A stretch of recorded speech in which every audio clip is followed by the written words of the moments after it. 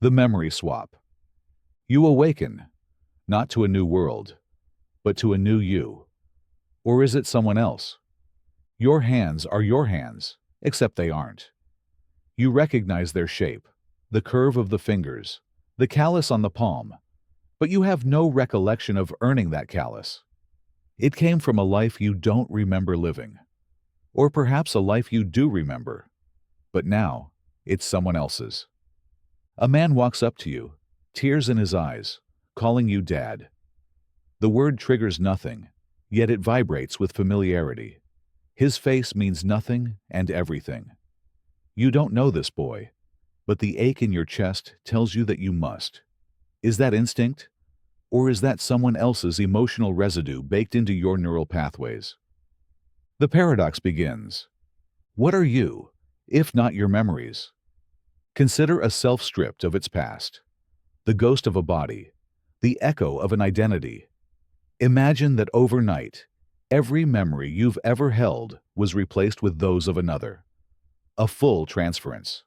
Childhood, heartbreak, first love, fears, triumphs, traumas, all swapped like files between machines. Your dreams have changed. Your handwriting is different. Your preferences have realigned. You now laugh at jokes you once found dull and cry at movies you've never seen, yet remember watching again and again. If identity is memory, then whose life are you living? But what if it's not so simple? Suppose this new memory set has always been yours. The body has not changed, only the internal story. Are you the original occupant of this body, or a tenant, deceived by the illusion of ownership? Ah, but here's the wrinkle. The memories you've inherited feel real, not just accurate, authentic. You feel the summer sun of a childhood beach vacation you never took, the sting of a first breakup with someone you've never met, the adrenaline rush of a mountain climb your knees claim never happened. Who are you when your truth is false but feels real? And now consider the inverse.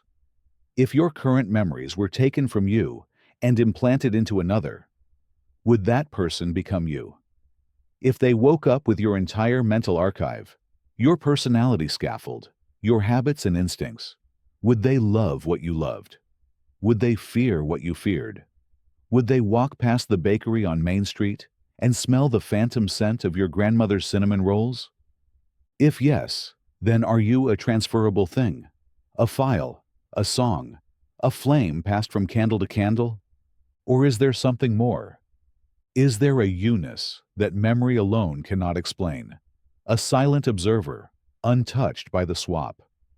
But if so, why is that voice not screaming now, inside this foreign shell of recollections? Imagine walking into a room and seeing someone who looks like you. Same face, same voice, but whose memories are all your previous ones. You, as you were yesterday. They remember being you. Do you fight for your identity, or surrender to the paradox that now you both are the same, and neither is? This is the paradox of identity by memory, the soul unmoored by shifting sands of recollection. Consider, too, that memory is not perfect. It misremembers, it embellishes, it edits, it forgets. So even the you claim to be may already be a mosaic of errors.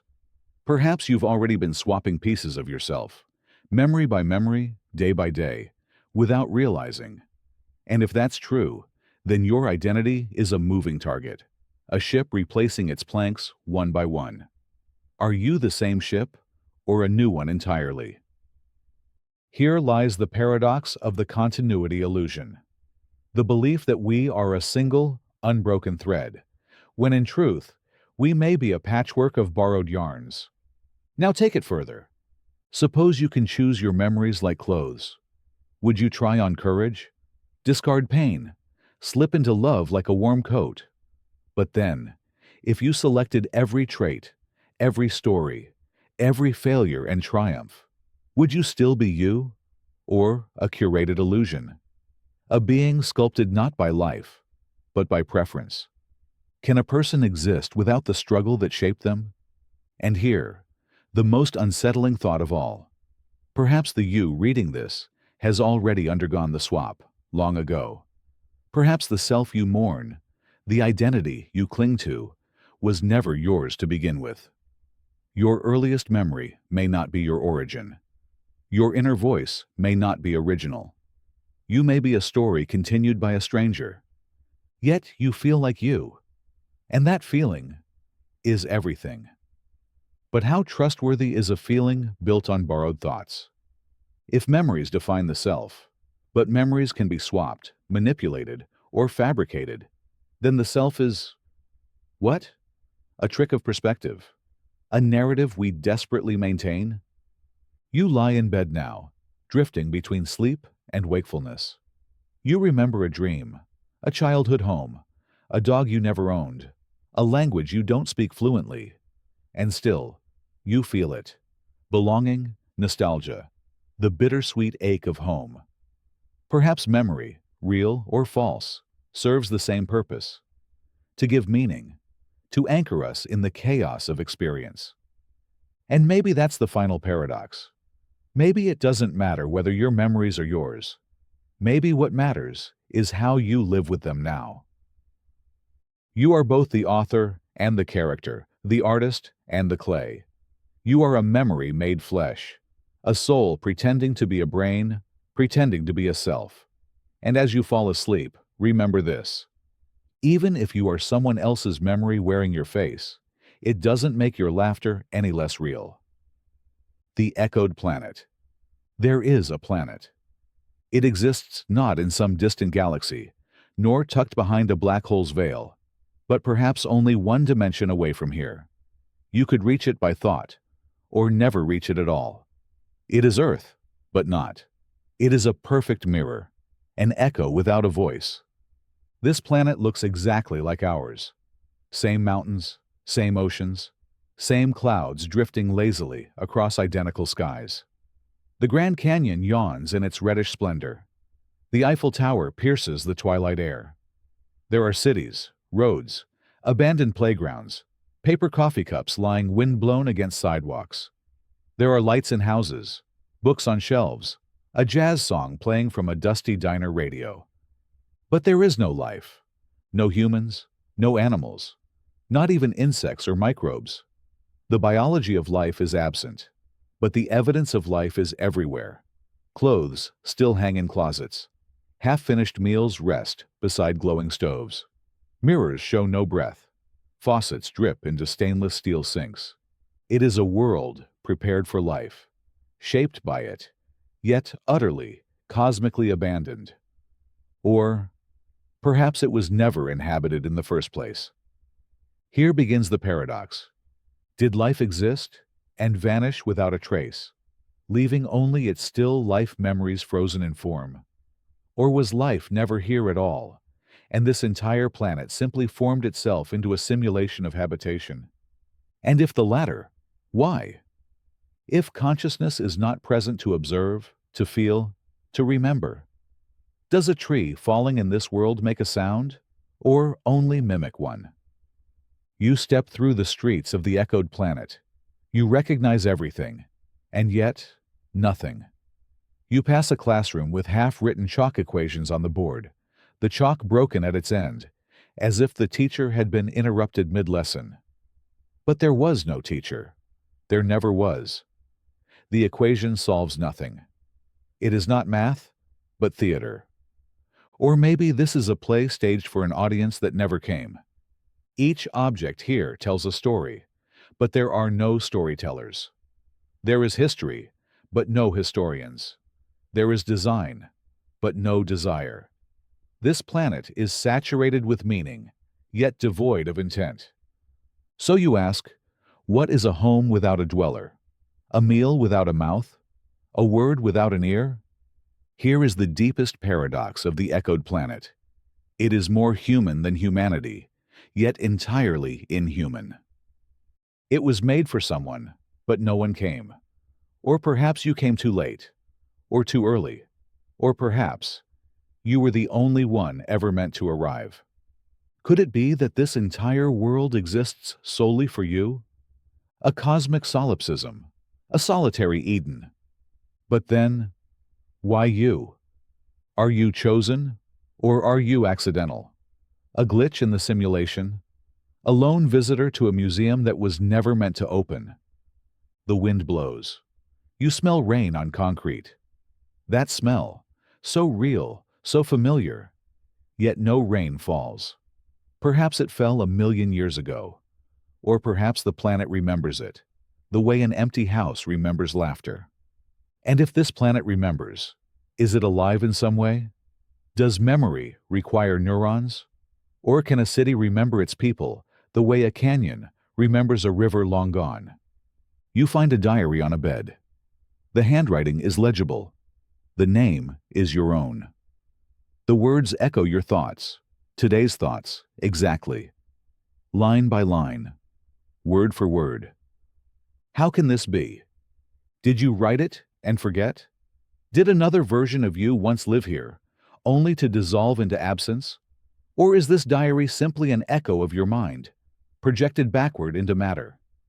The echoed planet reflects not only Earth, but you, your fears, your habits, your stories, your contradictions. And suddenly, a horrifying thought. What if this is your world? A mental mirror, constructed entirely from your subconscious, stretched out across a planetary surface. What if this is not another Earth, but the inside of your own mind? Then again, if the world outside reflects the world within, were you ever really living on Earth in the first place? Perhaps the world you left, the one full of people, noise, motion, conflict, was merely the dream, a fever of the mind. Perhaps this silent, breathless planet is the only real thing you've ever known. But what makes a world real? Is it presence? Consciousness? Interaction? Or is it simply pattern and prediction? If you scream into the canyons of the echoed planet, your voice echoes back, perfectly. But does the echo prove you're heard, or simply that the rocks are well-shaped? Here, even time feels slippery. You see evidence of now and of before, but no clear path between them. A candle half melted, a cigarette still burning in an ashtray, a radio skipping mid-broadcast, a digital clock blinking 3:33 a.m. forever. Is this planet paused? Or is time meaningless without observers to witness its passage? You begin to feel yourself unmooring. You walk for miles and see no movement, but you sense intention, as though the buildings lean slightly in your direction, as though the traffic lights change in anticipation of your crossing. You are not alone, but you are. You are not watched, but you feel observed. You are not inside a mind, but everything around you thinks. The echoed planet asks no questions aloud, but every step you take feels like an answer. Yet, you don't know the questions. Perhaps this world exists because a world must exist. Perhaps the universe abhors nothingness so much, it will fill the vacuum with imitation. So what is the value of imitation? Is a fake world, fully rendered, less real than a fragmented, authentic one? If you can laugh here, if you can cry here, if you can die here, then how is it not real? You begin to wonder if Earth, your Earth, is just another echoed planet for someone else. And if that's true, is anyone real? Or are we all echoes bouncing between empty worlds, each believing we are the origin of the sound? As night falls on the echoed planet, the stars appear, constellations you know, and some you've never seen. You lie on a rooftop, staring up, and suddenly you feel as though the planet itself is breathing beneath you. Not in the way a creature breathes, but in the way a poem breathes, quietly, meaningfully, invisibly. A last question floats to you, gentle and devastating. If a world exists, complete in every detail, yet no consciousness ever truly perceives it, did it fail? Or did it succeed more completely than any world ever could? And now, as sleep takes you, you realize the echoed planet has never been lifeless. You were its life, all along. Reverse time dream. You fall asleep. But instead of drifting forward into dreams, you begin falling backward. Not in space, not in thought, but in time itself. You do not wake tomorrow. You wake yesterday. And each time you close your eyes again, you wake one day further back. A life unspooling, second by second, like a movie played in reverse. You are not watching your life go backward. You are living it in reverse. Your feet grow smaller.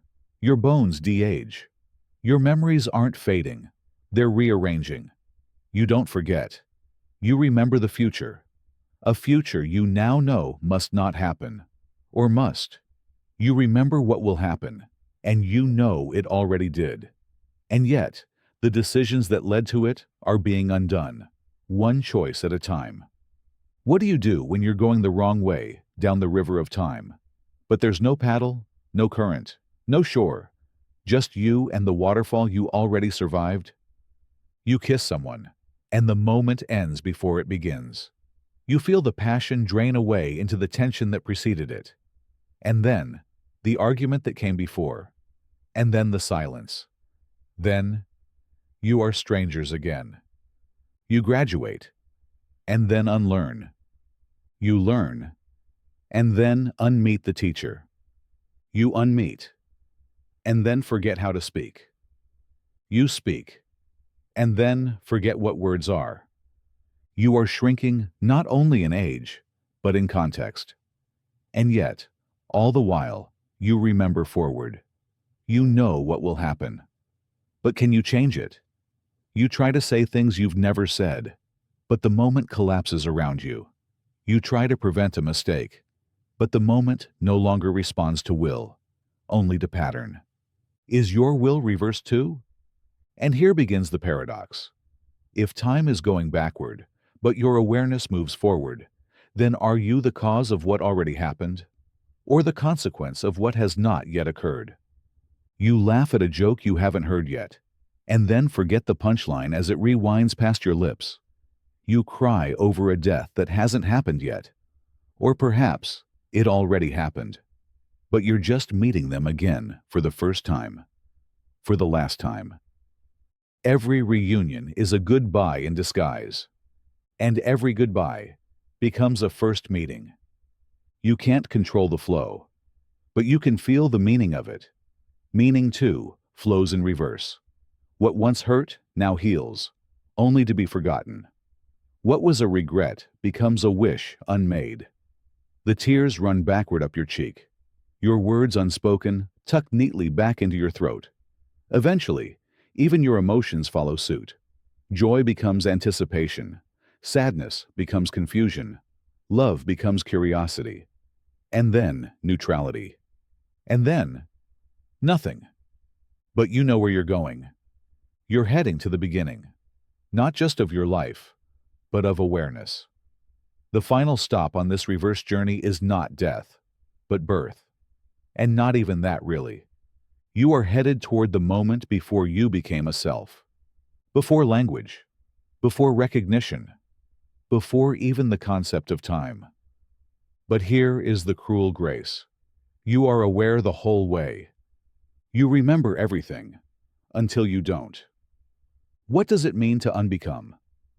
If you reach the point before memory, does that negate your existence? Or is that the purest form of being? Experience without history? What's more true? A life you can remember, or a presence that never needed remembering? Eventually, you are a child again. You see your parents grow younger. They say things they haven't said in years. You try to hold on. You try to keep the lessons. But even your wisdom is sliding away from you like water through fingers. And now, you are an infant. Helpless. You know the entire arc of your life. You know your flaws, your fate, your potential. But your muscles no longer respond. Your mouth cannot speak. You have words, but no way to send them out into the world. You are now completely trapped in a body that will never again become who you were. And then, you're unborn. Not dead, unborn. You are a possibility, folding inward, compressing into silence. The future you lived is still ahead of you, but no longer reachable. Your awareness fades, not into blackness, but into a white, featureless presence. The pause before music, the breath before a word. The moment when you almost know something, but haven't yet thought it. And then you sleep again, and awaken. Somewhere. Did you dream backward? Or did life itself rewind? And if the past feels as solid as the future, which direction is time really moving? Or is time just a loop, and dreaming in reverse is the only way we remember we were ever awake? The thought recorder. Imagine a small device, hidden in your room, invisible to the eye. It doesn't record your voice. It doesn't capture your image. It records your thoughts. Every flicker, every internal monologue, every stray desire, every judgment, every contradiction. It has been on your entire life. And today, someone hands you the transcript. At first, you're curious, excited even. You read the first few entries, morning thoughts, to-do lists, casual observations. But as you turn the pages, you begin to feel uneasy. These thoughts, these aren't you. They're more raw, less edited. The truth behind the mask, perhaps. But which is the mask, and which is the truth? You see things you don't remember thinking. Or maybe you do, but you dismiss them before they fully formed. Now, here they are, immortalized. You had the thought. But does that mean you meant it? Is every thought a crime? Or are they just sparks in the darkness? Here is the paradox. You are not responsible for every thought that passes through your mind. And yet, you are nothing but the sum of your thoughts. Which is it? Some entries contradict others. On page 132, you love someone. On page 304, you resent them. Page 432, you want to leave everything. Page 433, you fear being alone. Can both be true? If a single mind can contain conflicting desires, is it a unified self, or a committee of shadows arguing in the dark? You begin to read faster, more frantically. The entries become strange. They talk about dreams you forgot, decisions you rationalized. You see the exact moment you told a lie, and the internal justification that followed. You cringe. You justify. You close the book. You open it again. The thoughts are you, but they aren't the you want to be. So who are you? The paradox intensifies. Suppose everyone had their thoughts recorded and played for others. Would we still have morality? Or would we only have exposure? Is it wrong to think something shameful if you never act on it? Or does the thought itself stain the soul? But what if the recorder is faulty? What if it captures not your thoughts, but the echoes of your mind? The anxieties, the fleeting chemicals, the hypotheticals that never had weight. What if thought is not evidence, but weather? And then another thought hits. What if this device isn't capturing your thoughts at all? What if it's broadcasting them? To whom? And why? You imagine a watcher, a being reading your mind like a book, flipping through your internal pages, amused, horrified, sympathetic. Are you a character? A lab rat? A mirror? And then the thought. What if you are the thought? Not a person thinking, but a thought being thought by something else. The thought recorder continues. You can't turn it off. You can't stop thinking. You try to blank your mind, but the attempt becomes another entry. Tried to stop thinking, failed. Afraid someone is reading this. Even your silence becomes noise. You begin to write responses, notes to the reader. I'm sorry. That wasn't really me. I was angry. I was scared. Please understand. But who are you apologizing to? God? Yourself? The machine? The paradox. If your inner world is visible and judged, are you still free? Or does freedom require secrecy? Would you live differently if you knew every thought counted? Or would that very knowledge make you inauthentic? In time, you realize something chilling. The device never began recording. It was always on. You were born inside it, thought within it. Your entire self is a chapter in something else's book. But whose? You fall asleep, clutching the transcript of your mind, and a final entry appears at the bottom. They are beginning to suspect. The color swap. You open your eyes one morning and notice nothing unusual. The sky is still blue. The grass is green. Your favorite red mug sits exactly where you left it. And yet, something is off. You can't describe it, not with words. But the colors. They feel wrong. As if the emotional texture of the world has shifted. As if the very mood of existence has been rearranged behind the scenes. You look at your friend's shirt and say, "Nice red." They frown. "This is green." You laugh. They're confused. And then it hits you. What if everyone sees colors differently? But we've all agreed on the names. You see red, they see green. But you both learn to call it red. And so the illusion is never broken. What if your red is my blue, and my green is your orange? What if no one has ever truly seen the same world? Here begins the paradox. Color is real. But it's not real. It has no existence independent of perception. Wavelengths exist, yes. But red is not a wavelength. Red is an experience, a translation, a hallucination of the brain in response to electromagnetic radiation. So what are we even seeing? You ask your friend. When you see red, does it feel warm, like anger or passion? They nod. But what if they're red? What they experience is what you experience as blue. Cool, calm, mournful. And they only describe it as warm, because they were taught to associate that name with the feeling. So you see warm, they see cold, but both of you call it red. You're not just disagreeing, you're mutually hallucinating, inside parallel subjective prisons. And yet, somehow, communication works. The traffic lights don't cause chaos.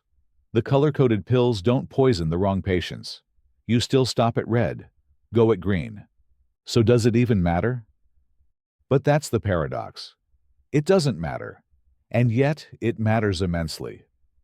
Because if no one can ever experience what you experience, if we are all forever locked inside our private minds, then even the most basic perceptions are illusions of consensus. You and I live in the same world, but experience different realities, nodding in agreement over a mutual misunderstanding. Now take it further. What if you were born with a switch, one that flips your perception of color every night? You don't remember it happening, but every day, you see the world through a new internal lens. You call it the same names, you feel the same reactions. But red today is not what it was yesterday. Would you notice? Could you even notice? Or would your brain, ever hungry for patterns, just fill in the blanks, making yesterday's red feel the same as today's different red? Your entire life could be a flickering kaleidoscope, and you'd never know. Or imagine you meet an alien being. It has eyes unlike yours. Retina, number. It sees electromagnetic fields, radiation, vibrations you can't imagine. It looks at your blue sky and laughs, because to it, the sky is loud. To it, color is not visual, but sonic. It doesn't see red. It hears it as a low note. Blue is a whisper, yellow a scream. And suddenly, your whole palette shatters. You weren't seeing color at all. You were merely listening with your eyes. Now flip the question. If a machine could rewire your brain so you could see the world as everyone else does, some averaged, normalized consensus color, would you take the offer? You would lose your unique perception forever. But maybe, for the first time, you would belong to the shared world. Would you trade individuality for certainty? Would you choose clarity over mystery? And what if there was a person who saw color exactly like you? Perfectly. Not just similar, but identically. One in a billion match. The only person who could say, yes, that's exactly the red I see, and mean it. Would you feel an unexplainable connection? Would they become your soulmate? A friend? A mirror? Or would you fear them for knowing your inner world too intimately? You stare at your red mug again. Is it red because it reflects red light, or because your brain chooses to label it red? And if your brain decided differently tomorrow, would the mug change? Or would you? You close your eyes. You see red. But who's to say it's red? Maybe it's always been something else entirely. Infinite library. There is a library. It is not large. It is infinite. The shelves stretch in every direction. Left, right, forward, backward, up, down, diagonally, inward, outward. The floors go on forever. You walk for days, years. You age in the stacks, but you never find the end. Because there isn't one. This is the infinite library. And it contains every book that ever was. And every book that could be. Not just the known ones.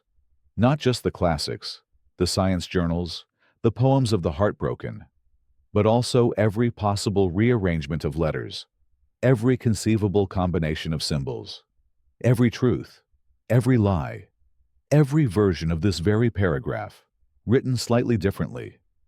In this library is a book that contains the exact story of your life, down to this very moment. And beside it is another book, almost the same, but where one word is changed. Perhaps your name, perhaps the date, perhaps the moment you decided to stop reading and turn the page. In this library, every variation exists. The paradox begins now. If every book already exists, then what is the point of writing? If every idea has already been encoded, by chance, by permutation, then are you an author, or merely a finder? You write a poem. You are proud, but your poem already lives on shelf 84,402,383,284, alongside a million others that rhyme better, sing sweeter, resonate deeper. Some are worse, some are nonsense, some are exactly yours. But end one stanza differently. So what does it mean to create in a world where everything already is? You begin to browse. You find a book with your own face on the cover. You open it. It tells you the next 10 years of your life, in astonishing detail. Do you believe it? If it's wrong, it's just one of the infinite false books. If it's right, it's not a prediction. It's a prison. The future now seems fixed. You know the pages ahead. You begin to live them. The book no longer records your fate. It becomes it. So do you burn the book? But then, there are infinite copies. You cannot destroy knowledge, only your belief in it. Now imagine you find a book with the answer to everything. Capital T, truth. Why we exist. What happens after death. What lies outside the universe. The formula for happiness. The final equation. But you cannot know it's true. Because next to it is a book with the same question, and a different answer. And another, and another. Truth drowned in a sea of maybe. What is knowledge when surrounded by infinite noise? And here's the deeper paradox. The infinite library holds all wisdom, but it also holds all confusion. To seek meaning here is to risk annihilation by uncertainty. So why search? Perhaps meaning is not found in what you read, but in choosing what to believe. You begin to write your own book, one that doesn't try to say everything, just something. One page, one paragraph, a moment, a memory. It may already exist in a million forms across the shelves, but this one, You made yourself. And that might be enough. You close your eyes in the library. You dream of words unwritten. And maybe, just maybe, that's where meaning lives. Not in the pages, but in the desire to turn them. The universe's mirror. You find it by accident. A polished surface, standing alone in the center of a vast field, or perhaps deep in a cave, or at the heart of a machine older than thought. It's a mirror, perfect, flawless, not reflecting your face, but something else entirely. You look into it, and the universe looks back. Not stars, not planets, not galaxies, but patterns, tendrils of motion, spiraling through the shape of your thoughts, your dreams suspended in fractals, the echo of your first heartbeat beating softly in light. This is not a mirror of light. It is a mirror of essence. It doesn't show what you look like. It shows what you are. And what you are is not what you expected. Because what you see is not singular. It's a constellation of selves. All your potentialities, lives you could have lived, selves you almost became, emotions you buried, memories you altered. Everything you've ever denied, everything you've ever yearned for, stares back in quiet, shimmering detail. You lean closer. One version of you has followed their dream. Another, their fear. One lives in a distant city. Another never left home. One loves someone you've never met. One has never been loved. One has disappeared entirely into silence. But here's the paradox. They are all you, and none of them are yours. You reach out. The glass doesn't yield. The versions don't move. They are not reflections. They are revealed paths. And suddenly you realize, the mirror doesn't show what could have been. It shows what is, somewhere. In the multiverse, in your mind, in some reality adjacent to this one. Every choice you didn't make was made. Just not here. So, are you the real one, or just one reflection among many? And then the mirror shifts. Now it doesn't show you. It shows others.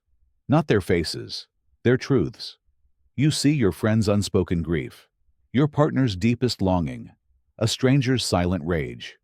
All the things they hide, from the world and from themselves, rendered with impossible intimacy. You see betrayal buried in a smile, loneliness beneath success, joy behind stoic eyes. You realize no one is as they appear, not even you. And so the paradox emerges. If you could see the true essence of everyone, would love become impossible or inevitable? Would understanding others fully make them easier to love or harder? Could you look into someone's soul and forgive what you see? Or would you shatter the mirror, preferring the illusion of ignorance? Now the mirror shifts again. It shows the universe itself, its hidden architecture, its quiet code. You see it not as mass and force, but as meaning. Not atoms, but intention. Not time, but memory. And yet, it's just a mirror. A mirror reflects. So where is the original? If everything you see in the mirror is a reflection, where is the source? Perhaps the mirror is showing you what the universe thinks it is. Or perhaps the mirror is you, looking at yourself, pretending to be the universe. You begin to wonder, have you been in the mirror the whole time? And this world, this life is the reflection? You raise your hand. The reflection raises theirs. But who moved first? You blink. The stars in the mirror blink back. You smile, and the universe does not. Because a mirror has no emotions, only yours returned. And yet, it knew to show you them. You walk away, but the feeling lingers. Perhaps you were never meant to find the truth, only to see it shimmer for a moment in the glass. Two doors, one truth. You stand before two doors. They are identical in appearance, wooden, ancient, carved with symbols that shift when you're not looking. One door leads to truth, the other to illusion. You must choose. You may only open one. But here's the twist. Both doors claim to be the truth. Above each is a plaque, engraved in gold. I am the door to reality. Each door speaks. The left says, the other door lies. The right says the same. They cannot both be telling the truth. Or can they? You pause. The paradox opens. What if truth is not a place, but a direction? What if walking through either door changes what truth is? You ask yourself, what is truth? Is it fact? Certainty? Is it something outside of perception? Or is it shaped by it? If you walk through the door that isn't truth, but believe it is, will your belief change it? Or are you simply lost in delusion, smiling in a lie? But if the lie feels exactly like the truth, and the truth feels indistinguishable from the lie, does the difference matter? You hesitate. Suppose one door leads to knowledge, but that knowledge breaks you. The other leads to comfort. A beautiful lie. A life of peace, unbothered by the burden of awareness. Which is more true? The raw pain of reality, or the soft glow of illusion sincerely believed? And then, you remember, some illusions are necessary. The illusion of permanence, of fairness, of continuity. These things may not be true, but they are functional. They let society run. They let love endure. They let children sleep peacefully at night. So then, if illusion is required to live well, is it still a lie? Or is it a higher truth? Now your mind spirals. You wonder, is there a third door? One that doesn't exist in wood or metal, but in the act of choosing itself? Perhaps the doors don't matter. Perhaps what matters is what you do after walking through. What if truth is not discovered, but created? A door can only show you what you bring with you. If you walk through the truth door with a closed heart, will you even see truth? If you walk through the illusion door with an open mind, might you uncover truths hidden within the dream? And here's the cruel paradox. You must choose the door without knowing what you value more, truth or the illusion of truth. You can't test both. You can't go back. You can't peek. All that matters is which feels true in the moment, and feeling is notoriously unreliable. You step closer. The doors are silent now. They are waiting, and in their stillness, you realize the truth is not behind the door. The truth is who you become after choosing. The silent world. Imagine a world where no one can speak. No sound passes from mouth to ear. No cry, no cheer, no whisper. At birth, the vocal cords are present but dormant. Language was never invented. There are no names, no questions, no songs. Yet humanity lives, flourishes even. Cities rise. Children play. Art still exists. Love, too. But none of it is ever spoken. All is done in silence. You walk through this world, at first unnerved by the absence of noise. Streets are busy, but quiet. People gesture. They touch. Their eyes say what their mouths never learned to. And the first paradox comes gently. If no one can speak, does silence become louder than sound? In this world, meaning travels differently. It is carried in glances, a tilt of the head, a pause before a movement. Entire arguments are held with eyebrows. Apologies are written in trembling hands. Grief is shared through stillness, joy through wild, silent dancing. Without words, people learn to see each other, not the surface, the weight behind a posture, the flicker behind a gaze. Misunderstandings still happen, but they are visible. Pain has nowhere to hide. You begin to wonder, in your own world, has speech been a mask all along? Is language a tool for truth or a tool for hiding? In the silent world, nothing is said, yet everything is known. There are no lies here, because lies require words. And without language, deception takes effort. It's not impossible, but it's rare. Transparency is default. Vulnerability is expected. Now you ask, if truth is visible, always, do people become more compassionate or more cruel? Does the absence of language build bridges or burn them? Then, another paradox. Without the ability to speak, people do not narrate their own lives. No one says, I am brave, or I am broken, or I deserve more. Identity is not a story told, but a pattern of presence. You are what you do, nothing more. So who are you if you cannot explain yourself? Perhaps that's the greatest honesty of all. There are no politics of persuasion, no speeches to manipulate hearts, no arguments to twist facts. Ideas rise because they resonate, not because they convince. Philosophy is practiced in motion. Belief is a rhythm. Even religion is different here. There are no scriptures, no sermons, only symbols. Gestures repeated over centuries, handed down through movements. Faith lives in shared rituals, not written commandments. And then a child is born. You watch as its first cry never comes. But the parents don't panic. They smile. They hold the child close. And in their eyes, a welcome. Not in words, but in being. You realize that in this world, love isn't declared. It's lived, which makes it paradoxically more fragile and more enduring.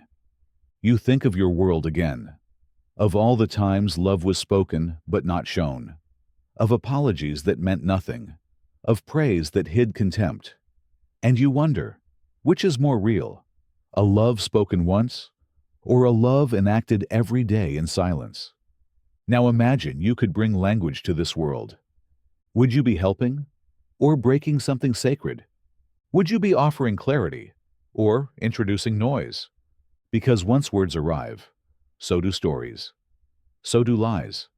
So does the illusion of connection. Perhaps silence is not the absence of sound. Perhaps it is the presence of listening. And maybe this world, this quiet place, hears more than we ever could. The ship of self. There is an ancient ship. It sails the seas endlessly, loved by its crew, cherished for its resilience. But over time, its wooden planks rot. One by one, they are replaced. First a mast, then a board, then the hull. Decades pass. Eventually, not a single piece of the original ship remains. And so the question is asked, is it still the same ship? You smile. It's a familiar paradox. The ship of Theseus. A classic. But then the thought turns inward. What about you? You were born a tiny vessel, soft, unfinished, full of potential.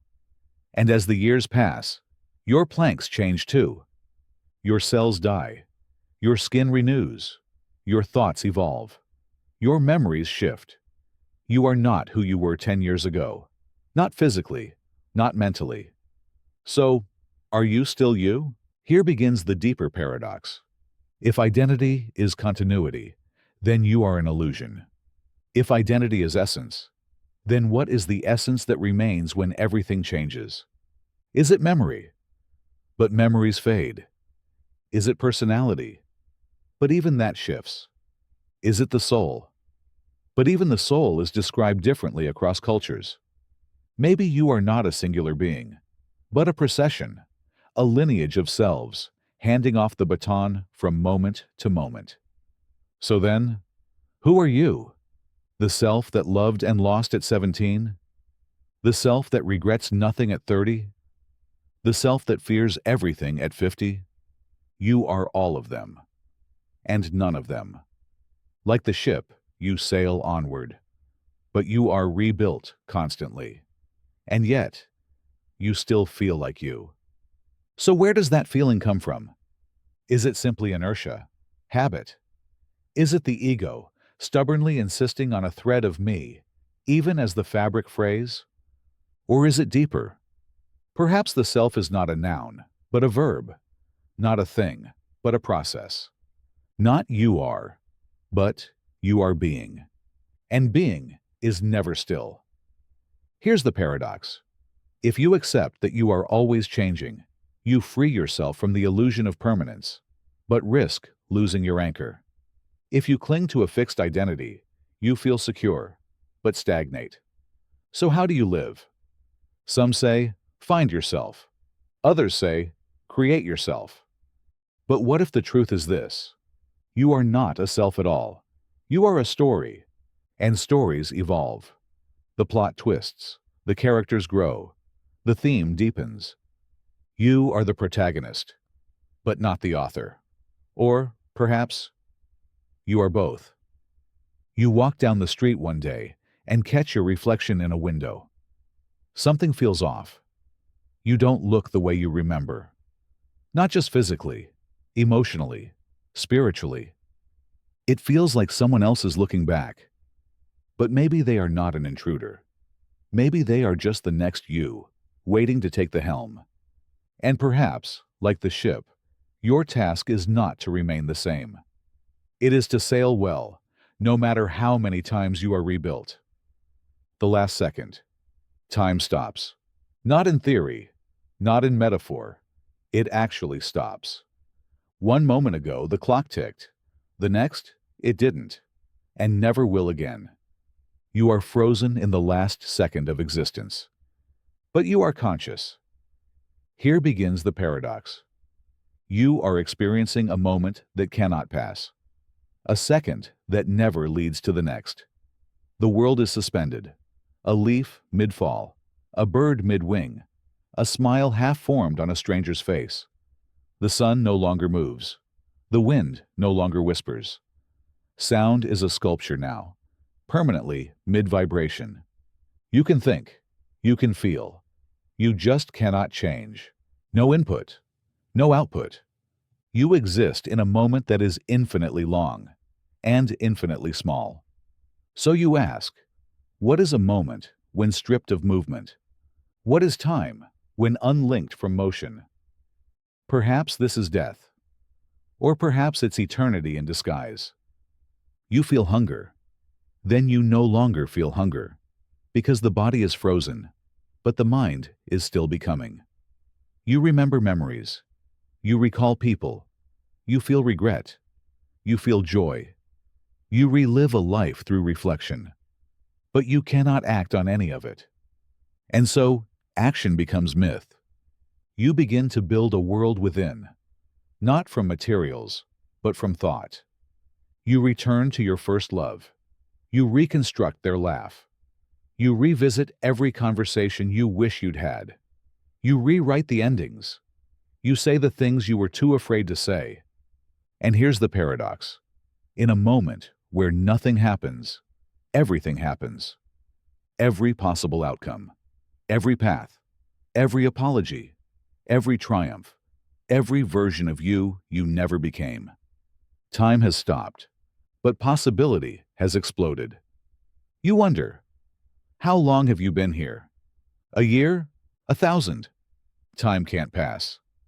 But thought continues. So what defines duration? Perhaps time isn't seconds at all.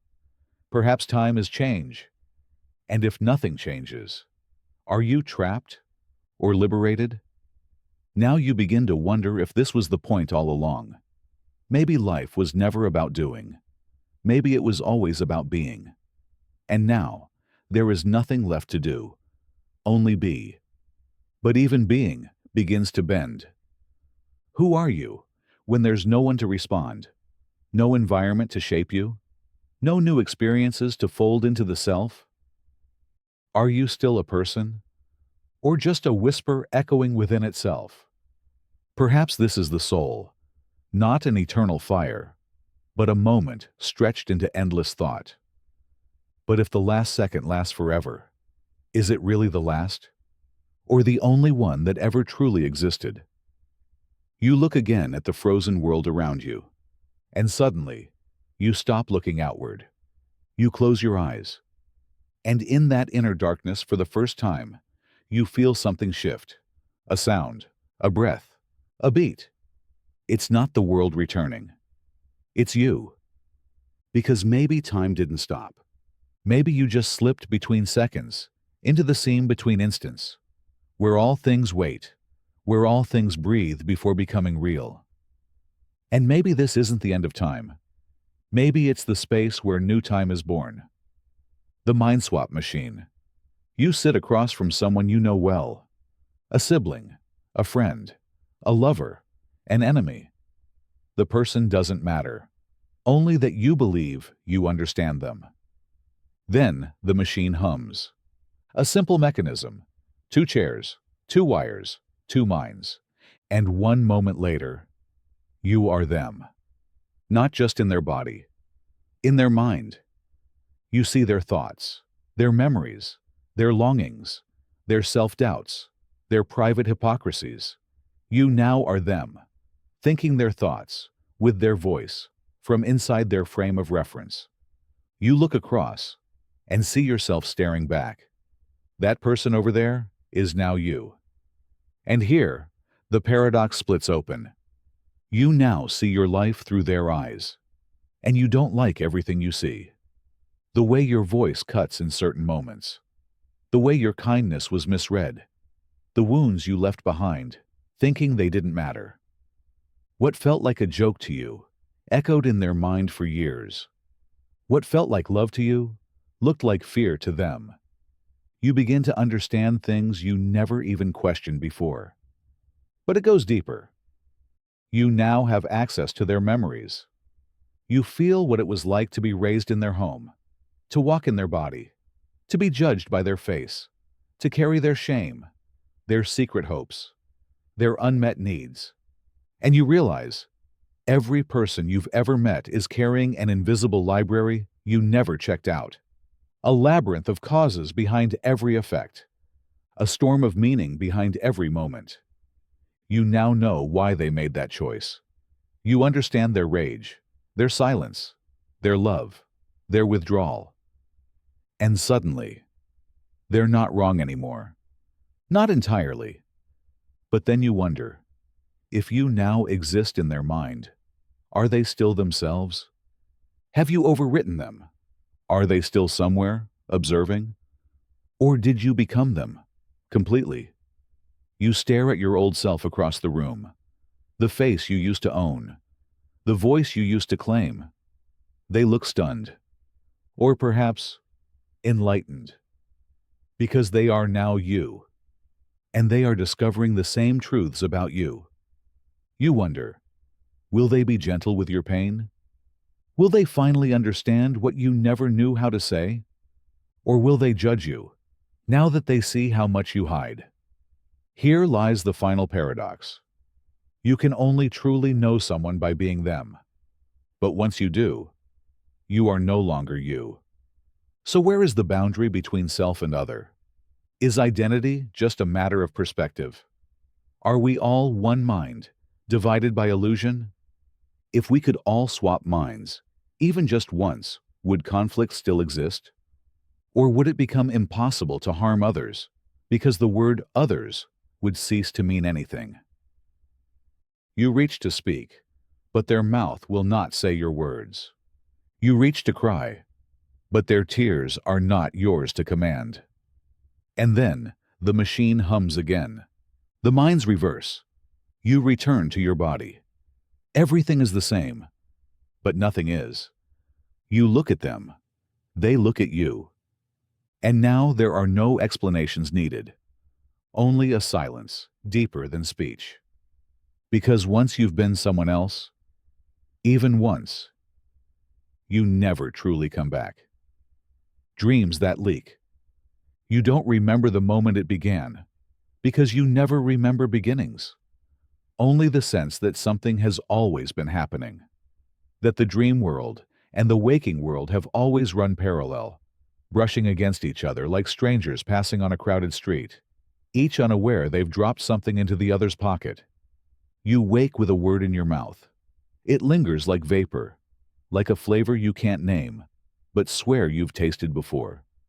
It means nothing to you, but the next day, you hear it in a conversation between strangers on a passing train. You've never heard that word in your life, and yet you knew it before it was said. Coincidence, you think? A trick of memory. But the dreams keep leaving trails, small, quiet, impossible things.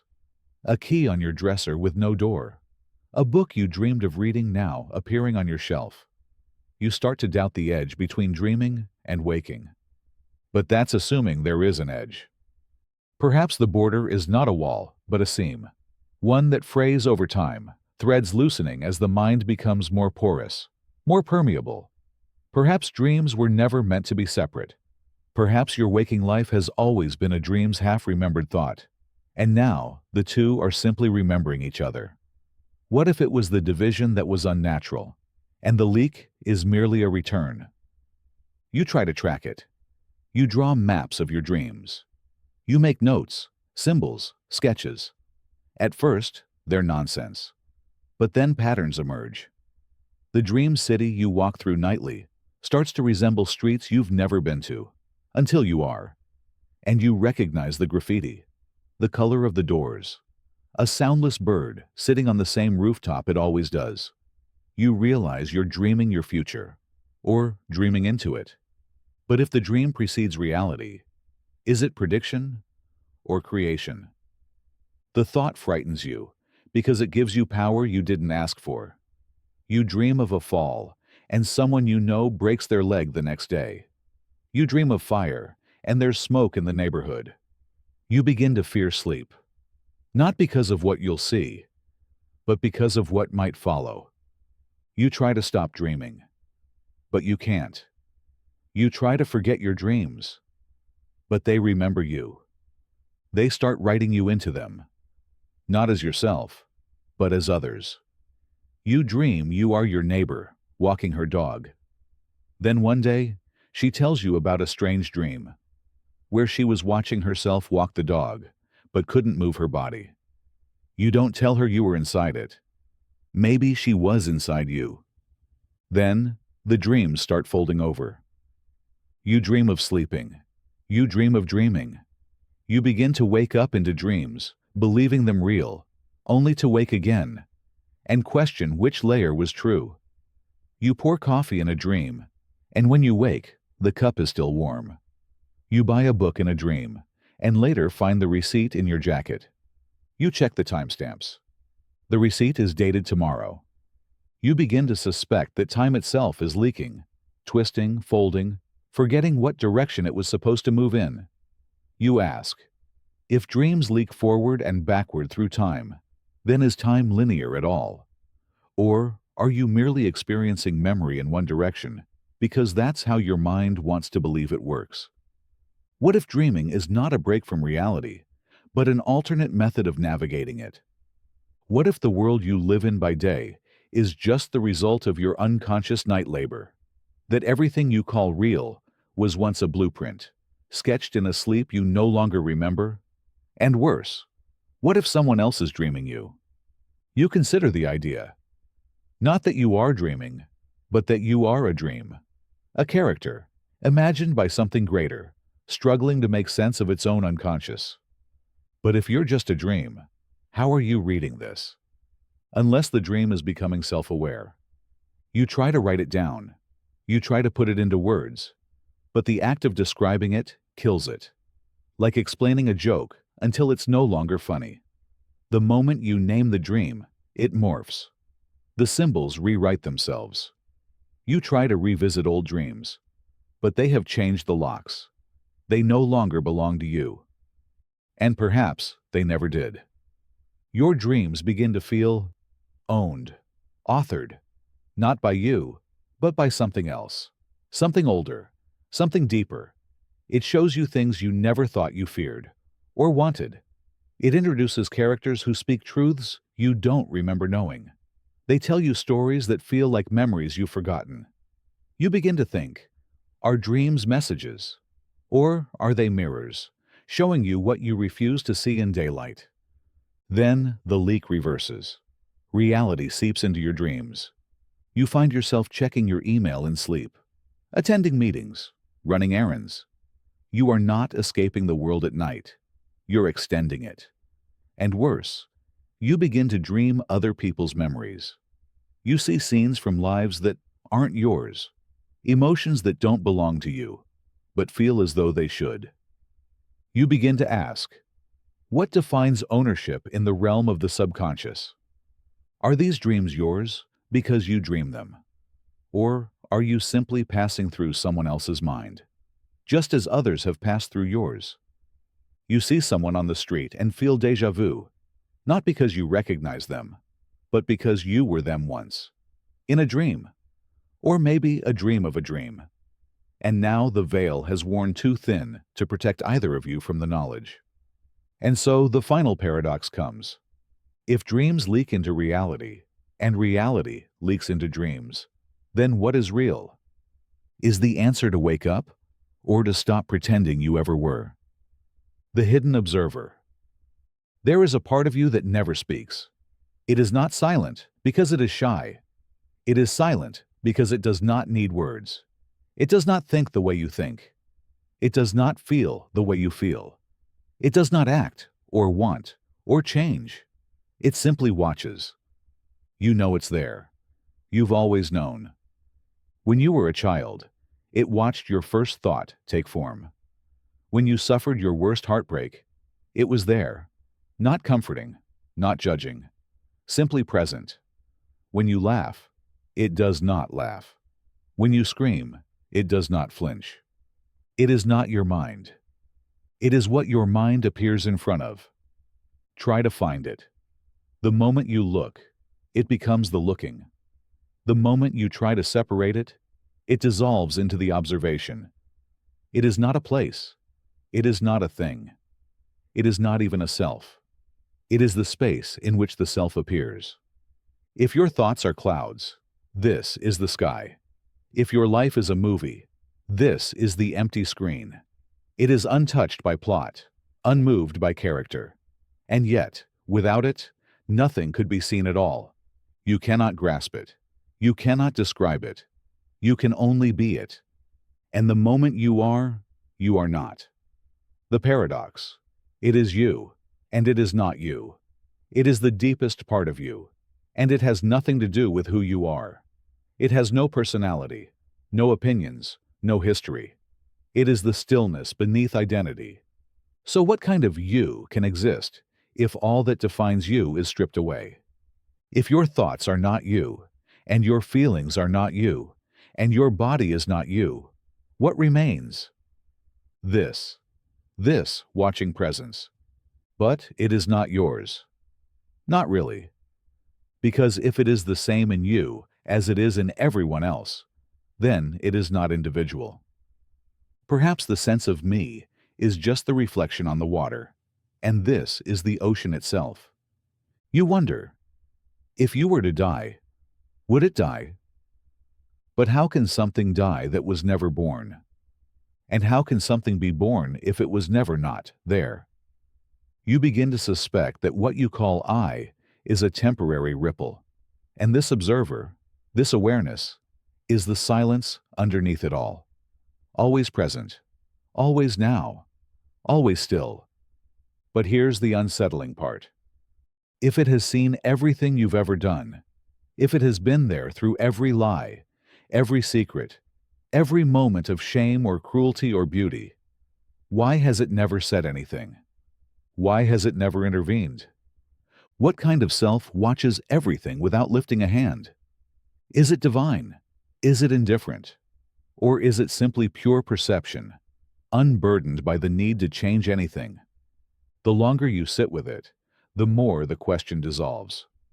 Not because it's answered, but because it no longer matters. Because perhaps the observer is not here to answer questions. Perhaps it is the answer. And perhaps it's been watching itself through your eyes all along. The Immortal Nap. You lie down for a nap. Just a nap. Not forever. Just to rest. To disappear for a little while. To step out of the noise. You close your eyes, expecting darkness. Silence. the mind to dissolve into flickers and fog. But when you wake, nothing is the same. Because you haven't just slept through a night. You've slept through time itself. When your eyes open, the world you knew has vanished. 1,000 years have passed, or maybe more. No cities remain, no people, no structures, no language, no records, not even ruins. You are awake, but everything else is gone. You feel no pain, no hunger, no thirst, no weakness. Your body has not aged. Your cells hum with a quiet energy that should not be. The nap preserved you in perfect stasis, timeless and untouched. The body rests, the soul stirs, and you begin to understand. This is not sleep. This is immortality in disguise. You are alive in a future without history, a witness to a world that no longer knows what a witness is. The air is breathable. The sun still shines. The planet lives on, but not the world you knew. No evidence of you. No echo of your people. No memory that you, or anyone you loved, ever existed. You call out, but silence answers. You cry, but your tears have no audience. Here is the paradox. You have survived longer than anyone ever has. And yet, you are utterly, cosmically alone. You walk, not to find something, but to confirm that there is nothing. Mountains remain, rivers, trees you do not recognize. The biosphere has rewritten itself. Life has returned, but not as you knew it. Plants that shimmer, creatures that watch you with ancient eyes. But they do not speak your name. They do not recognize your humanity, because your humanity no longer means anything. You are a relic, an out-of-place moment, a breath from a time long past, walking through a dream that forgot it was ever real. And so the question arises, if the world forgets you, do you still exist? If identity is woven into relationships, language, and culture, what remains when all of those dissolve? Who are you when no one remains to say your name? You sit beneath a violet sky and try to remember faces, places, songs. But memory becomes dangerous, because memory is a weight with no anchor. Nostalgia becomes poison. Joy becomes grief in disguise. Every remembrance of what was is a reminder of what can never be again. And yet, you keep remembering, because to forget would be to surrender your last tether to meaning. But then, what is meaning? If no one is left to share it, does it matter? Perhaps meaning only ever existed between people, in the space between question and answer, between you and another. But now there is only you. So perhaps you are the last meaning. Perhaps the self, sustained, carries its own value. Or perhaps this is punishment, an unintended immortality. A nap turned curse, a pause that outlasted the player. You climb a mountain. You scream your name. It echoes back, not because someone is listening, but because physics still works. You laugh. It echoes too. So what's the difference between being heard by a human and being heard by the void? Does echo imply listener, or only return? You wonder, what woke you? Why now? Was it chance? A glitch in the eternal? Or was it design? Were you meant to see this? Meant to carry something forward? But if there's no one to pass it to, what is the purpose of the message? Eventually, the solitude changes you, not in madness, but in stillness. You begin to accept that you are not a survivor of humanity. You are its last dream. And when you finally lie down again, not from exhaustion, but from understanding, you do not sleep. You rest inside a paradox. That to wake up alone is to become the memory itself. That perhaps immortality is not about living forever, but being the last to live. And in that last breath, you are not empty. You are everything that once was. The conscious rock. It begins with a moment. Not of sound, not of sight, not of movement. A moment of awareness. You are a rock. And suddenly, you know that. You do not move. You do not breathe. You do not think in words. You do not understand what thought even is. But you know you are. And that changes everything. Because now, you are not just matter. You are matter witnessing itself. Here is the paradox. You cannot act, cannot speak, cannot change. And yet, you exist. Fully, silently, eternally. Time moves around you like wind across stone. And you feel every second of it. Raindrops wear you down. Roots wrap around you. The sun warms your face, if you can call it a face.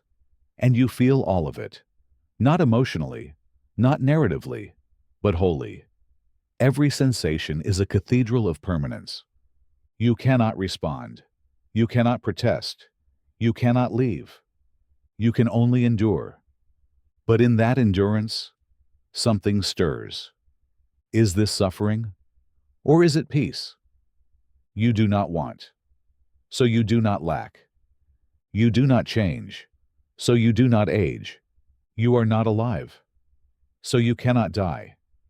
And yet, you are conscious.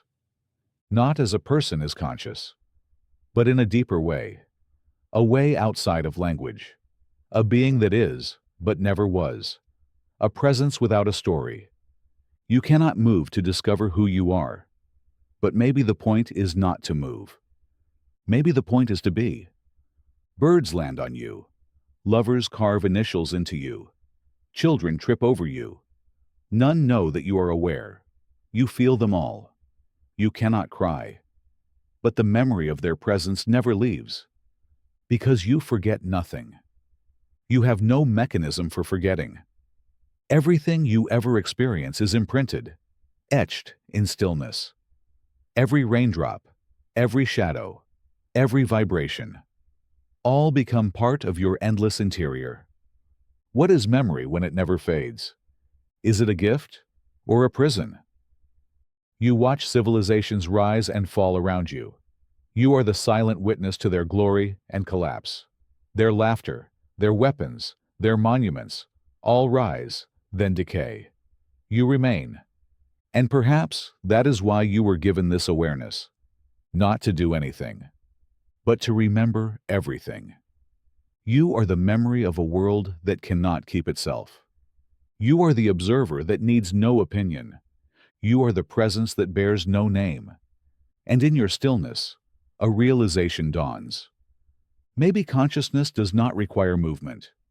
Maybe thought does not require language. Maybe life does not require breath. Maybe you, as a rock, are more alive than anything that moves and dies. Because you persist, and through you, so does everything else. Because what is the value of a moment, if no one remembers it? You remember all of them. A hand once rested on your surface, trembling in grief. They wept beside you. Then they left. That was 6 centuries ago. But to you, it was a moment ago, and forever ago. Both.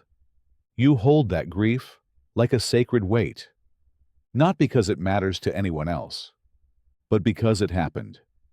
And what happens deserves to be held. That is your paradox. You are inert.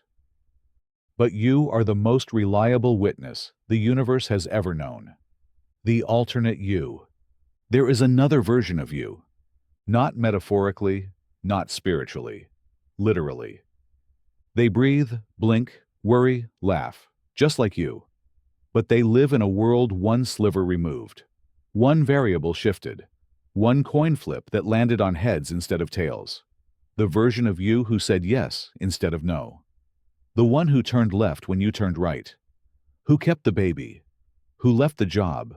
Who told the truth. Who kissed the stranger. Who never got on the plane. They are you, but they are not yours. And here begins the paradox. If you are both built from the same origins, same parents, same first steps, same bedtime stories, then when, precisely, did you diverge? What was the moment that split the river? And how much of you is still them, or them you? You begin to feel them, not see them, but sense them. In the quiet moments, in the mirror's hesitation, in the pause between decisions, when your hand hovers and something says, "You've been here before, but not like this." You dream their dreams. You wake with a memory that isn't yours, but fits inside your chest like it always belonged. A song you've never heard brings you to tears. A place you've never been feels like home. You ask, are these fragments of imagination, or fragments of them bleeding through? You try to rationalize it. Parallel worlds, multiverse theory, infinite branching timelines, every choice spawning new selves. But the math doesn't comfort you, because the science might be right, but it doesn't answer the real question. If there are other yous, then who are you? The paradox grows heavier. Imagine a life where you made all the right decisions. The brave ones, the loving ones, the generous ones. That version of you exists, shining like a star, untouched by your hesitations. And now you wonder, is that the real you? The one you failed to become? Or is the real you the one here, with all your regrets? Now flip it. Imagine a version of you that made all the wrong choices, hurt others, chose cowardice, burned bridges you saved. They exist, too. Does their existence stain yours? Or does it absolve you? And here comes the sharp edge of the paradox. You are not one person. You are a constellation of possibilities, a chorus of maybes, a wave function of selves collapsed into now. But the other versions are still singing.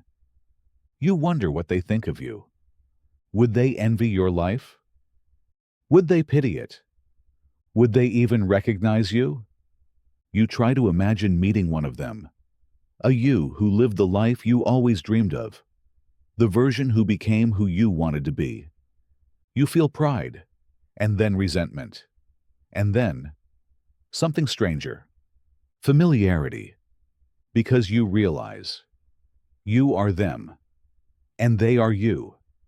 The only difference is perspective, context, the echo of one moment. You want to ask them something, anything. But what do you ask someone who already knows the answer? Maybe the better question is, what would they ask you? And then, deeper still, what if you met a version of yourself that never struggled? Who had everything handed to them? No trauma, no fear, no hardship. Would they be better, or just emptier? Because maybe what defines you is not the life you had, but the one you fought for. And perhaps every alternate you is a mirror, not to shame or praise, but to see. To remember that choice is both a door and a reflection. Maybe the other yous are not competition. Maybe they're reminders that the person you are today is not the only one you can be, not even now. Because every moment is still splitting. Every breath is another version branching off. And you are not fixed. You are not final. You are a question. And the answer hasn't been written yet. The moral switch. You wake up one morning and everything is wrong. Not outside, not in the world, in you. Because your values have flipped. What you once saw as right now feels wrong. What you condemned yesterday now feels justified. The things you feared you now desire. The things you loved leave you cold. You try to explain it. But how do you explain that your soul has changed direction? You still remember your past beliefs. You understand them. But they no longer resonate. They feel like clothes that don't fit. Like a voice that used to be yours, but now just echoes off the walls. You didn't decide to change. It simply happened. And now the paradox sharpens. If your sense of right and wrong can change, was it ever really yours? What is morality if it's mutable? Is good still good if it's subjective? Is evil still evil if it feels righteous? You panic because everything you built your identity on, the causes you championed, the sacrifices you made, the lines you said you'd never cross, are now just coordinates on a map you no longer believe in. You question everything. Did you ever believe in what you said? Or were you just trained to? Conditioned by time, culture, family, fear. And if morality can be rewired so easily, who is truly good? Who is truly bad? You begin to observe others differently. Your enemies now make sense. Their logic is coherent. Their emotions are genuine. You don't agree, but you understand. And in that understanding, another paradox arises. The more you empathize, the less you can judge. And if judgment is gone, what is left to define morality? Perhaps it's not a code. Perhaps it's a compass that spins depending on where you're standing. You recall something you once heard. Every villain is a hero in their own story. And now you wonder, how many of your heroes are just villains you agree with? You try to find constants, anchors, immutable truths. But every time you grab one, it shifts.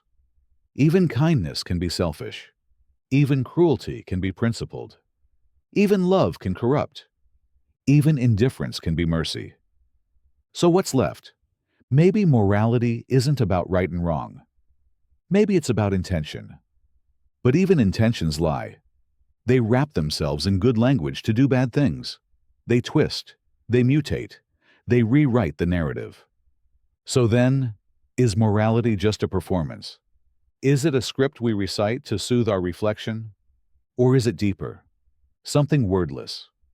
Something beneath culture, beneath religion, beneath thought. Maybe morality is relationship. The space between two beings. Maybe morality is not in the act, but in the impact.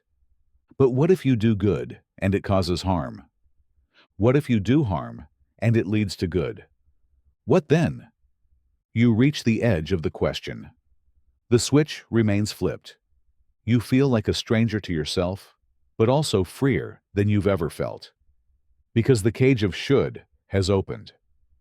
But without should, where do you walk? Where do you stop? Perhaps the switch isn't a malfunction. Perhaps it's a revelation. That morality has never been a light switch at all. It's been a dimmer, a spectrum, a wave collapsing in every moment of choice. And you are not right. And you are not wrong. You are the chooser. You are the one who lives with the consequence. Not the law. Not the rulebook. You. And maybe that's the final paradox. There is no ultimate morality.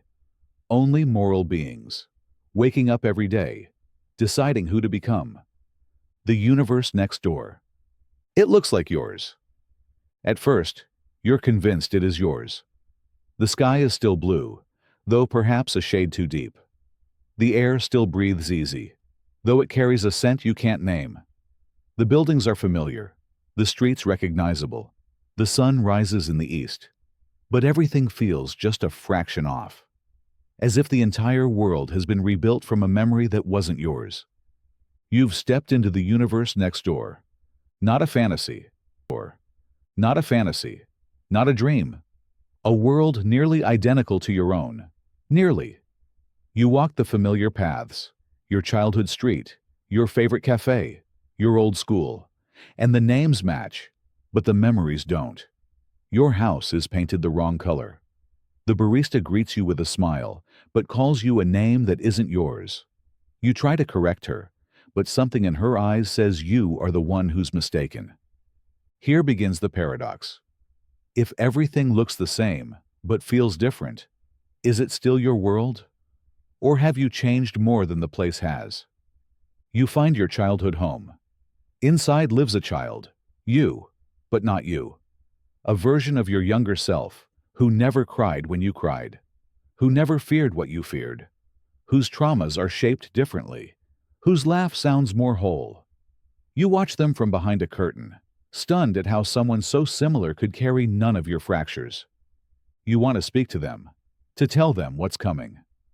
But do they need the warning? Or are they better off untouched?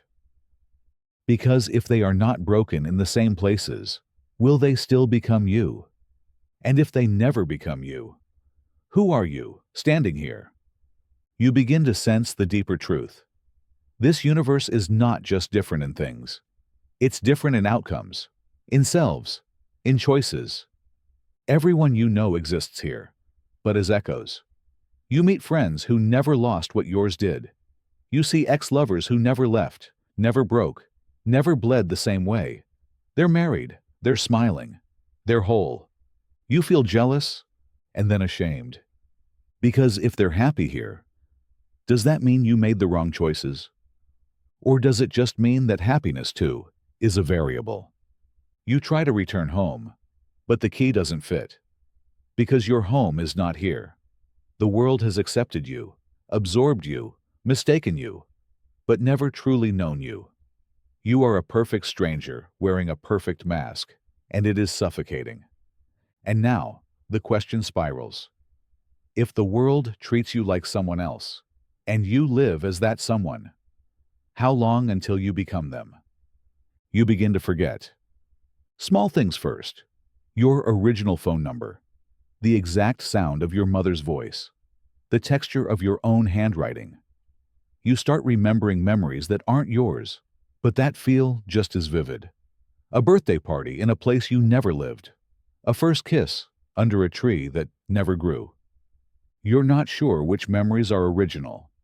You're not sure if it matters. Because this version of the world remembers you more clearly than your own ever did. It gives you what your world never gave. Validation, belonging, peace. So you ask, is truth more important than feeling known? Is authenticity more sacred than comfort? You are tempted to stay, to surrender to the gravity of this nearly right universe, to let it ride over your past like a soft blanket. No more regret, no more guilt, no more wondering what could have been, because now you're living it. But in quiet moments, you feel it. The haunting of your origin, the version of you left behind. You wonder if they've noticed your absence. Or worse, if they never did. If the world you came from continued spinning without you, unchanged, undisturbed. Then who is dreaming who? Perhaps you are not the visitor. Perhaps you are the visited. And the universe next door is where you always belonged. The wish that forgets. You are offered one wish. Only one. A wish with no limits, no catches, no dark bargains, no twisted endings. You can ask for anything. Health, wealth, power, peace, love. The past undone, the future rewritten. But there is one rule. The moment the wish is granted, you forget you ever made it. You will not remember what you wished for, not why you wanted it, not that you ever wanted it all. You'll wake up in a life that feels natural, seamless, as if it always was. And that is where the paradox begins. Because what is a fulfilled desire you don't remember having? What is the point of a dream realized if the dream itself is erased? You hesitate. You imagine wishing for everything you've ever wanted, but never feeling the joy of receiving it. Because to you, it will not feel like a victory. It will feel like normalcy, as if it always belonged to you. No journey, no arrival, just being there, unaware that there was ever a before. So you ask, is satisfaction without contrast still satisfying? What is joy without the memory of hunger? What is peace without remembering the war? You try to imagine waking up rich, or healed, or loved beyond measure. But without the story of how it came to be, will it feel real? Or will it feel hollow? You imagine deeper wishes. To be someone else. To never have made a mistake. To be rid of a regret. But the moment you make such a wish, the mistake becomes myth. The regret is erased. The very lesson that led you here, gone. And if you lose the lesson, what have you gained? You realize that wishing for change without memory is like editing a book, then burning the original draft. No one can know what was cut, not even the author. And maybe that's the point. Maybe the wish is not about reward. Maybe it is about release. Because if the pain is gone, and the memory of pain is gone, then what is left is peace. Not earned, not chased, but simply present. But then, if you no longer remember the pain, was it ever yours? Was it real? Did it matter?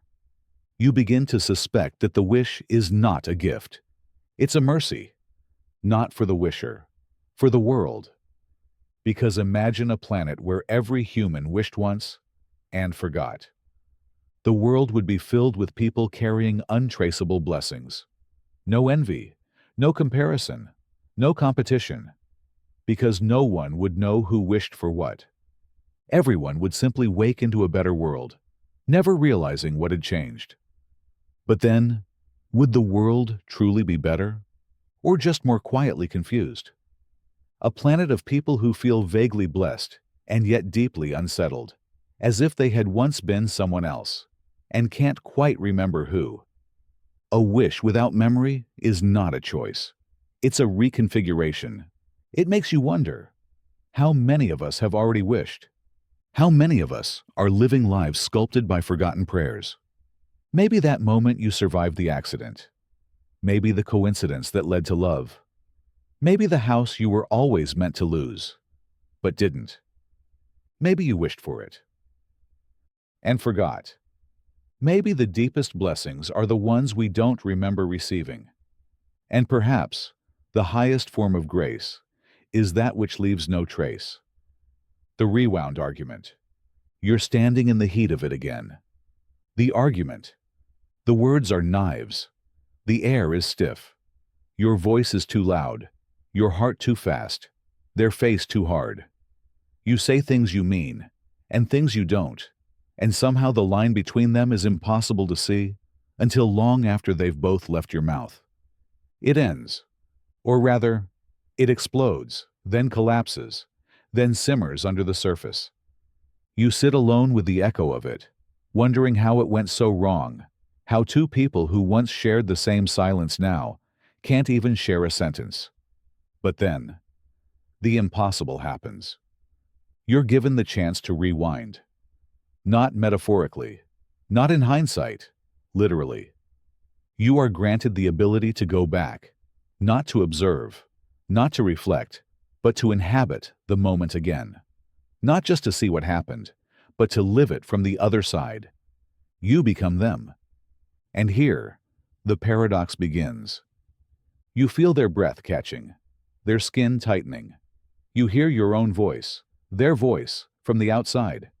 You listen as you say the things you said, and suddenly they sound different, sharper, colder, or maybe just more broken.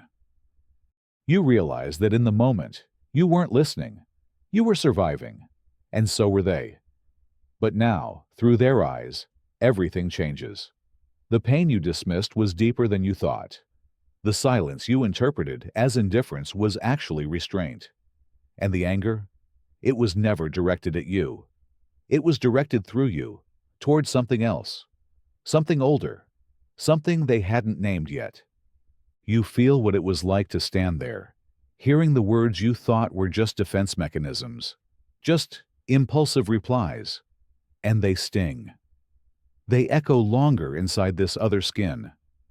And the strangest feeling of all arises. You begin to understand what you were never willing to hear. But that's not the end. Because now the rewind plays again. But this time, you switch back. You are yourself again, but now with knowledge. You step into the same moment, this time with memory, with insight, with emotional translation. And here is the core of the paradox. Can you experience the same event again, knowing what you now know, and still make the same choices? You speak again, but softer. You notice things you didn't notice before. Their breath before their words, the twitch in their hand, the tear they almost blinked back. You pause. Where before you pressed? You ask. Where before you assumed? You hold your own rage with a gentler grip. And the argument becomes something else. Not resolved, not erased, but understood. You rewind again and again. Every loop reveals something new. Every repetition uncovers a truth missed the first time. You learn that even your best intentions carried blades. That even your most righteous stance came wrapped in armor you didn't know you wore. That fairness is not symmetry.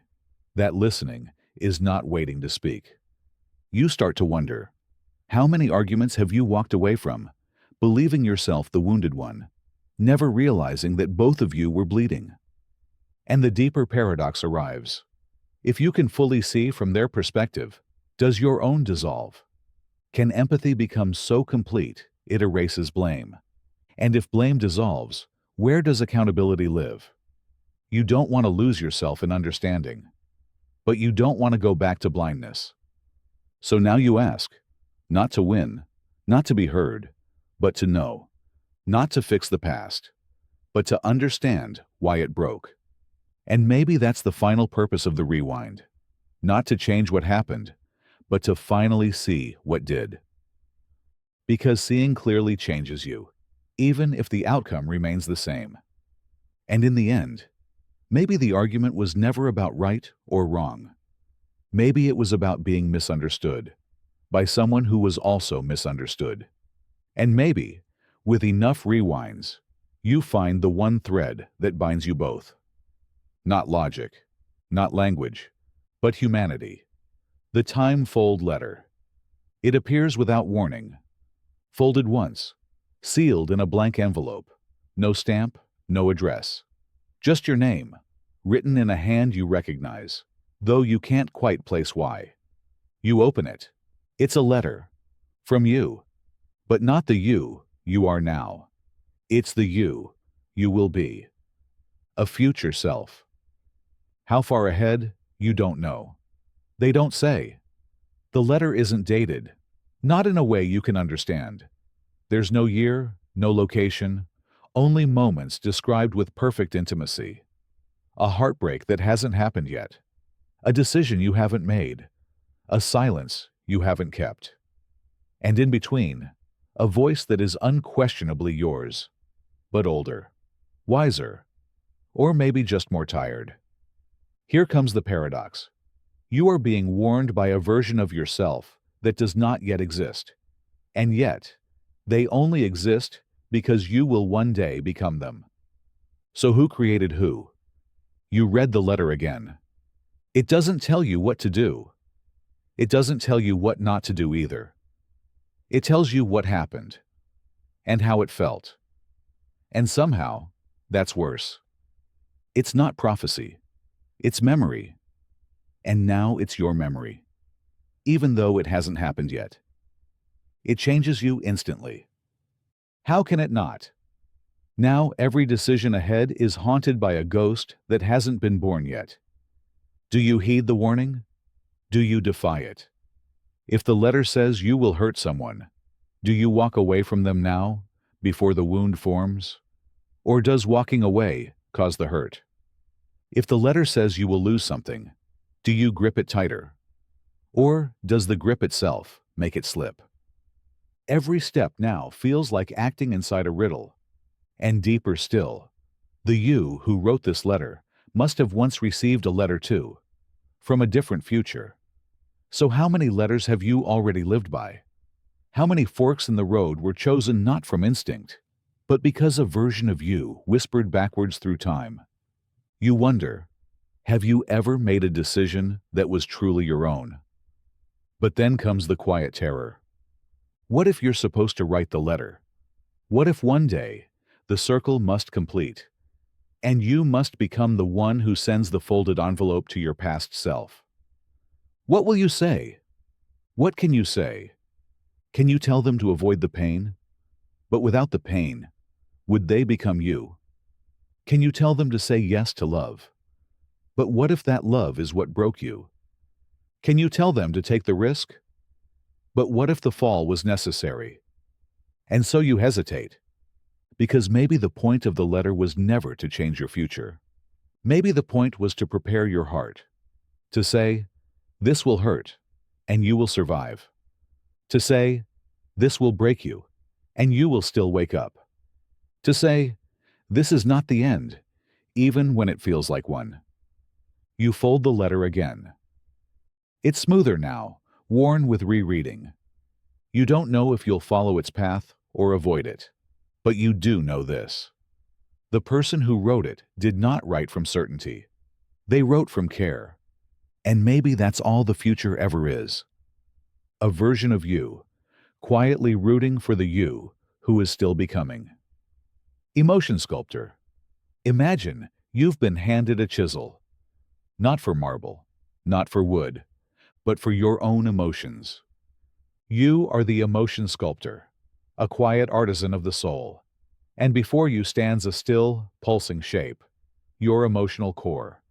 A swirling storm of love, fear, longing, jealousy, joy, shame, wonder, rage. Every feeling you've ever known, and every one you've never let yourself feel. You can carve away anything. Fear, gone. Guilt, smoothed over. Grief, chiseled into oblivion. You are free to edit your emotional architecture. You are the curator of your inner world, the engineer of your heart's weather. And here, the paradox begins. What happens to a self sculpted only from what is pleasant? You start slowly. A little fear removed. You still respect danger, but the chronic dread, the ever-present whisper that you are not enough, gone. You breathe easier. You walk taller. Next, shame. That sticky, tangled root that binds your voice. You remove it. You are now unapologetically yourself, liberated, free. But then you notice something. With shame gone, you speak louder. But you listen less. You express more, but you reflect less. You feel justified, always, even when you're not. Is that confidence? Or is it blindness? You chisel further. Grief has lingered too long. You remove it. You smile more now. Your chest is lighter. The world brightens. But when your friend loses someone, you cannot meet their pain. You offer words, but they ring hollow. Because you've forgotten what loss feels like. You have no language for mourning, no internal compass for sorrow. Without grief, you are weightless, but also rootless. You realize every emotion you remove takes something essential with it. Fear once protected you. Grief once connected you. Shame once humbled you. Rage once empowered you. Every shadow had a purpose. Every ache was once a teacher. You try sculpting joy. You refine it, expand it, make it smooth and ever-present. But without contrast, joy flattens. What is joy if you are never without it? What is light without shadow? You attempt to carve back in some sadness. But now, your hands tremble. The tools slip. The sadness returns unbalanced, unfamiliar, artificial, like trying to remake a storm from memory. Emotions, it turns out, are not marble. They are water. You cannot simply subtract and expect balance. You cannot craft the perfect heart and expect it to beat like the flawed one once did. And so the paradox deepens. The pursuit of emotional perfection leads not to peace, but numbness. You become less volatile, but also less alive. You no longer cry, but you no longer laugh uncontrollably either. You no longer fear, but you no longer feel awe. The middle path becomes a plateau. No peaks, no valleys, just flat. You begin to wonder, if you are no longer moved by anything, are you still human? Or are you now a statue of your own making? One day, someone you love cries in front of you. Deep, guttural sobs. You try to comfort them, but the sculptor inside you feels only curiosity. Your empathy has been too finely edited. You are smooth where you were meant to be jagged. You are polished where the world needed your rough edges. You realize your sculpting wasn't improvement. It was erasure. You weren't refining yourself. You were removing yourself. And now, the final paradox reveals itself. To be fully alive is not to feel only what is good, but to feel everything, even what hurts. Because pain is not the opposite of joy. It is its shadow, its shape, its permission. And you are not here to be a sculpture. You are here to be a storm. The soul counter. You wake one morning with a strange new sight. Not a vision, not a dream, an awareness. Above every person's head floats a number. Glowing, shifting, impossible to ignore. It's not an age, not a score. It's a soul count. The number of lives they've lived before. Reincarnations, past forms, previous attempts, every lifetime condensed into a glowing digit. For some, the number is low, 1, 2, 3. For others, it's staggeringly high, 247, 894, 1,308. You ask no one how you can see it, because somehow you already know. And just as suddenly, you realize you have a number too. You look in the mirror. It floats above your head like a quiet crown. Your number is high. So high you feel dizzy looking at it. You sit down, trying to understand what it means. Does a high number make you wise or weary? Does it mean you've failed many times? Or that you've mastered the cycle? You walk through the world now, changed by what you see. The baby with a soul count of 219, who stares at you with ancient eyes. The elderly woman with a count of 3, who still laughs like a child discovering spring. And here begins the paradox. Experience does not equal understanding. Repetition does not equal wisdom. You begin to sense the weight of the numbers. The ones with low counts are bright, impulsive, raw. They make mistakes, but they feel fresh. The ones with high counts are tired, careful, restrained. They speak less. They choose their words like stepping stones in a dark river. You begin to wonder what kind of soul you've become. Do you carry the lessons of lifetimes? Or just the exhaustion? Do you help others from a place of knowing? Or do you distance yourself because you've seen too much? You try to talk about it. But no one else sees the numbers. They act confused, or frightened, or dismissive. So you stay quiet. But you can't stop noticing. The thief in the alley with a count of 2. You feel compassion. The cruel politician with 112. You feel suspicion. Because shouldn't they know better? And here's the twist. Some with high counts are still unkind. Some with low counts are full of grace. Because reincarnation doesn't guarantee growth. Only repetition. You realize that learning is not cumulative. Not in the way you thought. Some souls forget more than they learn. Some cling to patterns across lives like old coats. And some, despite their count, shine like they've just arrived. You look at your number again. It begins to pulse. You wonder, who were you? Who did you love? Who did you betray? How many times have you tried? And how many more will you need? You think back to moments of strange familiarity, places you'd never been that felt like home, people you recognized before they spoke, fears that came with no origin. You see now, these were echoes, faint traces of the yous that came before. But if you carry all of them, are you still you? Or are you a chorus of ghosts wrapped in skin? You meet someone whose number is identical to yours, the same high count, the same flicker in their eyes. You feel drawn to them, not romantically, not platonically, but recognitionally. You've met them before, in another form, another role, another life. You don't say anything. You don't need to. And that's the final paradox. You don't need to remember your past lives to be shaped by them. And you don't need to count your souls to know that you have more than one. You are not just the current. You are the river, and it flows in every direction at once. The invisible thread. You've always felt it, not as a fact, as a feeling. A tug in the chest when you think of someone far away. A sudden stillness when you enter a room you've never been in and feel you're walking into a memory. A phone call at the exact moment someone crosses your mind. A stranger's glance that lingers too long, as if they almost remember you. You've never seen it, but you suspect. There's a thread, an invisible thread, between you and everyone you've ever touched, and everyone who has ever touched you, even briefly, even silently.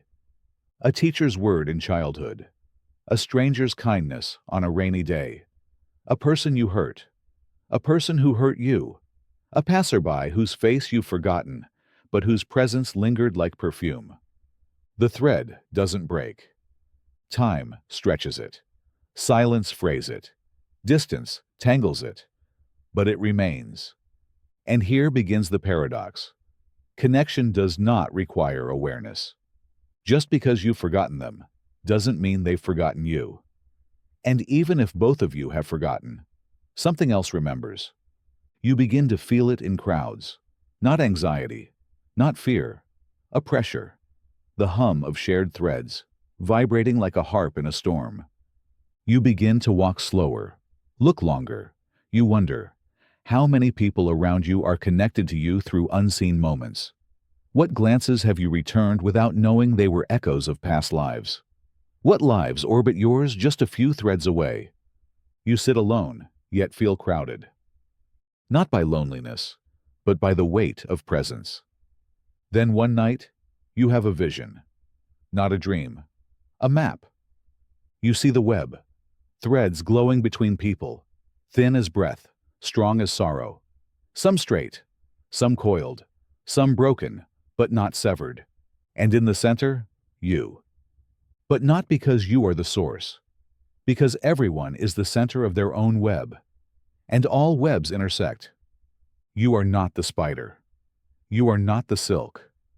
You are one knot in an impossible tapestry. And now the paradox tightens. You are completely unique, yet utterly entangled. Everything you do plucks a thread somewhere. A word to a friend ripples to their brother. A gesture of kindness travels through 3 degrees of separation to lift someone you'll never meet. A cruelty echoes just as far.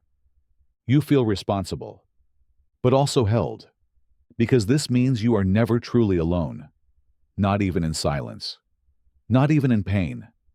Someone, somewhere, feels the vibration of your sorrow, without knowing why.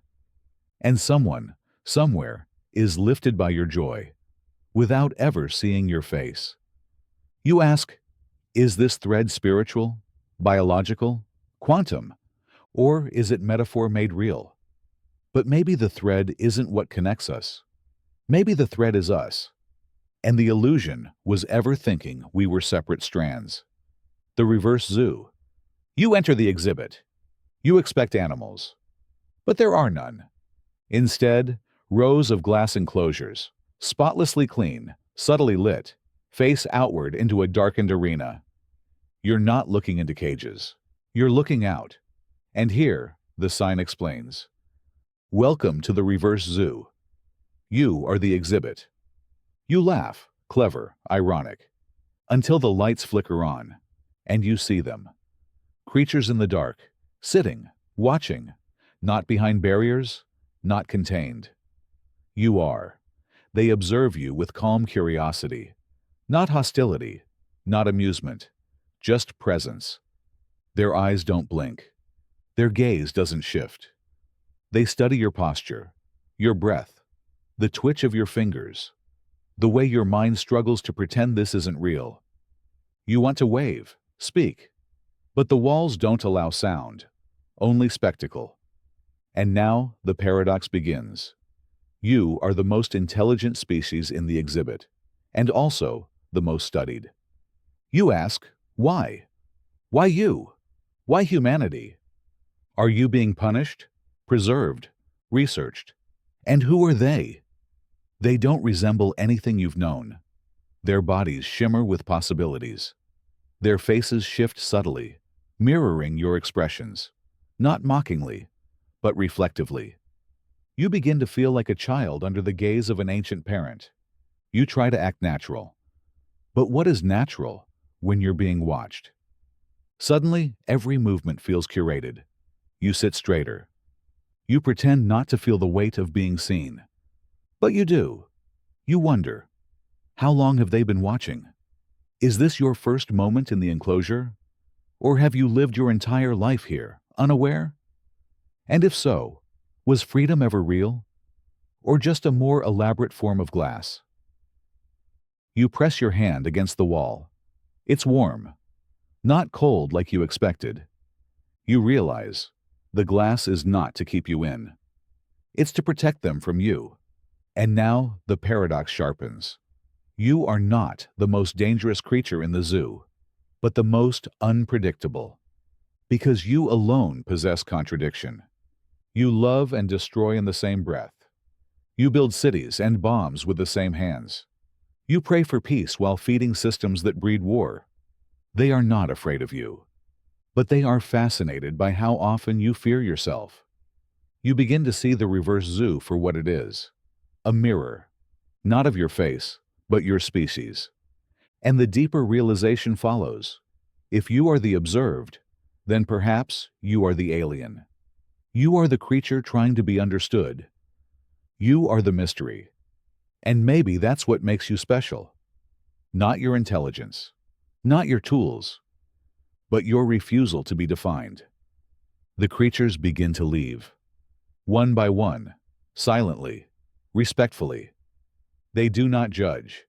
They do not cheer. They have seen enough. The lights dim. You are alone again. But you are not the same. Because you now know what it means to be watched, not for entertainment, not for punishment, but for understanding. And maybe that's the final paradox. The moment you truly see yourself is the moment you understand why others wanted to see you in the first place. The forgotten hero. You saved the world. Literally. Not metaphorically. Not quietly. The meteor was real. The virus was real. The war, the code, the chain of decisions that led to the brink of collapse. Real.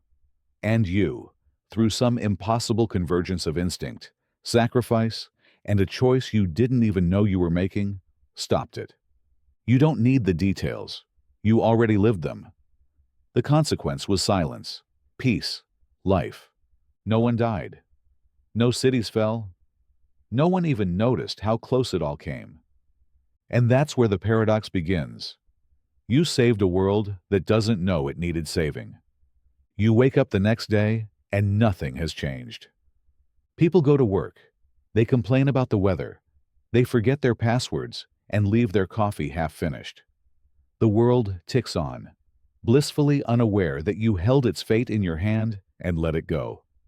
You walk past strangers who owe you everything. They look through you. They smile. They scowl. They don't see you. You check the news.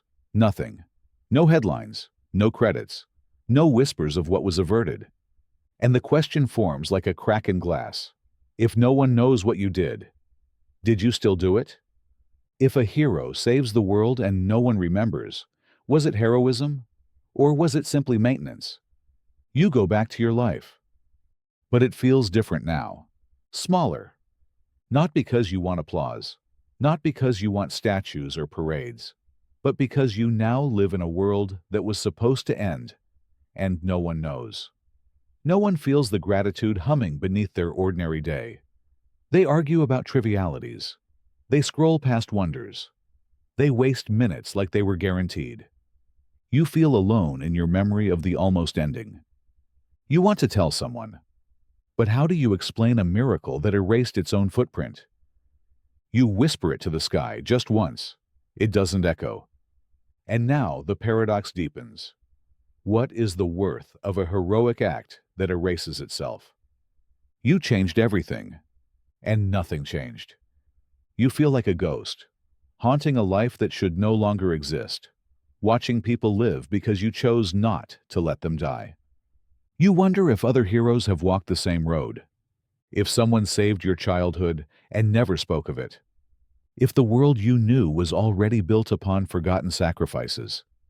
You start to notice patterns. Someone pushing a stranger out of the way of a falling branch, seemingly by accident. A doctor who insists on a scan that reveals something early. A missed bus that prevents a fatal timing. Little things, tiny threads. You begin to suspect you are not the only forgotten hero. And maybe that's the point. Maybe heroism isn't about being remembered. Maybe it's about choosing the world over your own place in it. Maybe the truest hero is the one who erases their own legacy to ensure others never carry the burden of knowing how close they came. You sit at a cafe. The world buzzes around you, alive, clueless, beautiful, and you smile. Not because they will never know, but because they don't have to. The pause button. It appears one morning. A simple object. No instructions, no branding. Just a button. Shiny.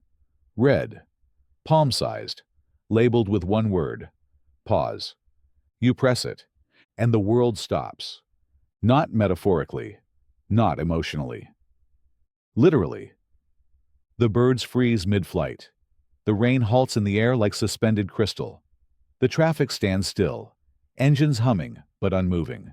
People pause in motion, eyes open, arms extended, breath held in eternal mid-inhale. Only you remain in motion.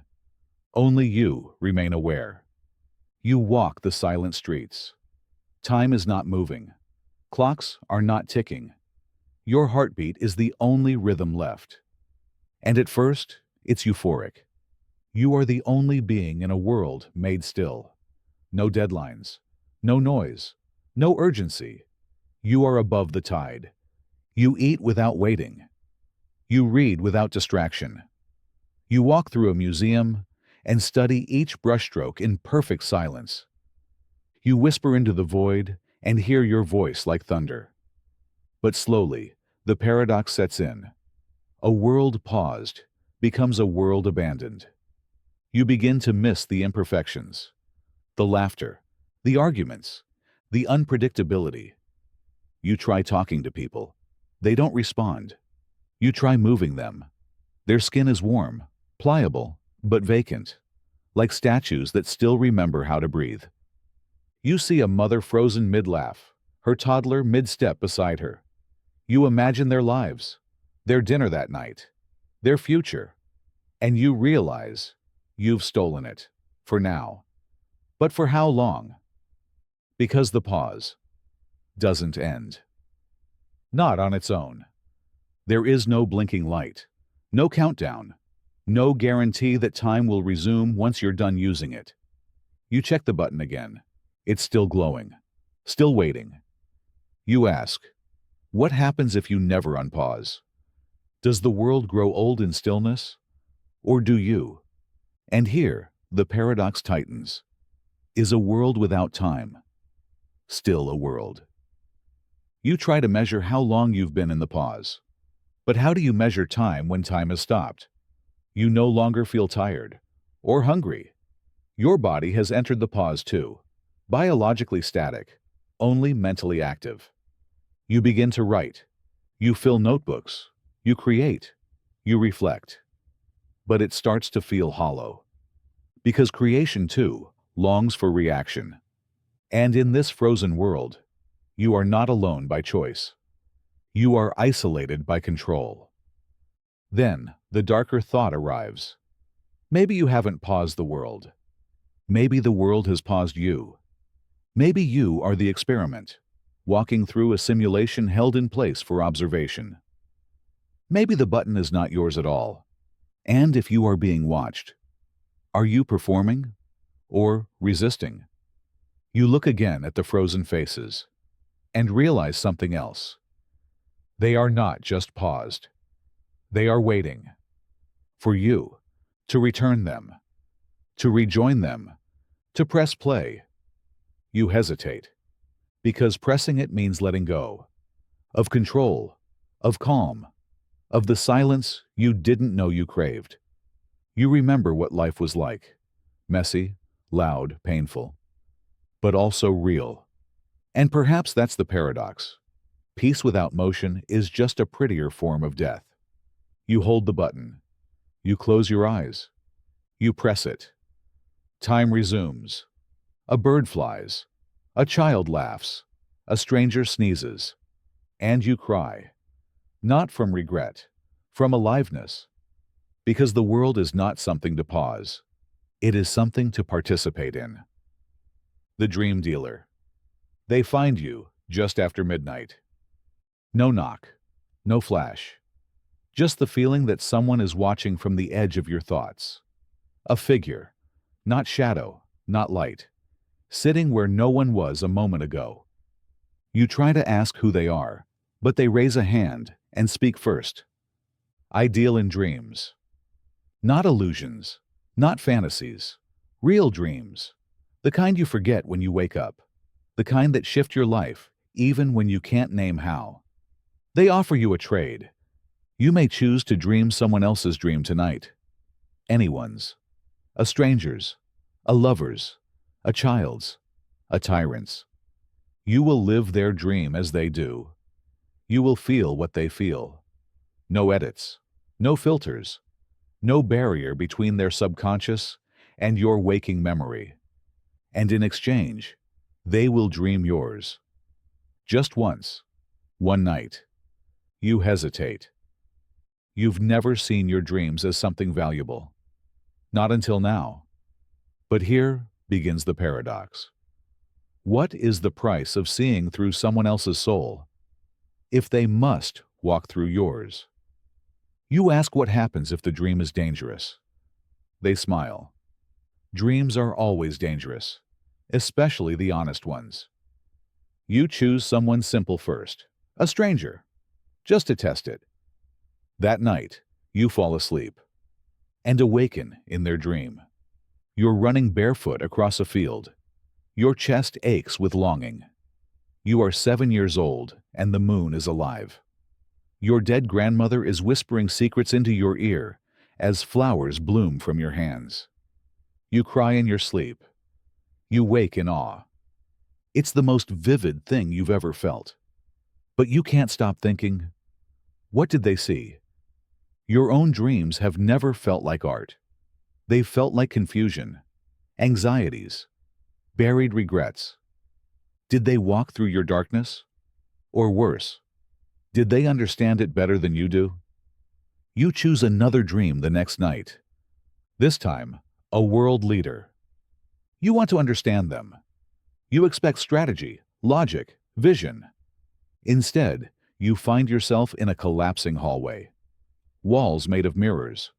Every reflection is another version of yourself screaming that you are a fraud. You wake up breathless. You no longer envy their power. You wonder how much of the world is shaped by broken children wearing adult faces. You begin to crave the trades. Not for voyeurism, for understanding. You dream as a man who just lost his wife, a woman facing execution, a child in war, an old man reliving his first kiss. Every dream rewrites something inside you. But each time, you give yours in return. And now the deeper paradox arrives. The more you understand others, the more exposed you become. Because you can no longer hide behind your pain. You see how many carry worse. You see how similar you are to the people you judged. You feel seen. And it is both comforting and terrifying. One night, the dream dealer warns you. Some dreams are not meant to be shared. Some truths have no home in another's mind. But you continue. You dream as a killer. You feel no remorse. You feel clarity. You wake up afraid of what you understood. And now you wonder, was that dream only theirs? Or did it resonate because it's inside you too? You start to fear your own subconscious. You wonder what you're sending into others. You start to censor your thoughts before sleep. Try to dream only beauty. Try to think pure. But the dreams don't lie. They are never polite. One night, you dream as your younger self. Not someone else. Not another subconscious. Just you. At 10 years old. And the child is afraid of you.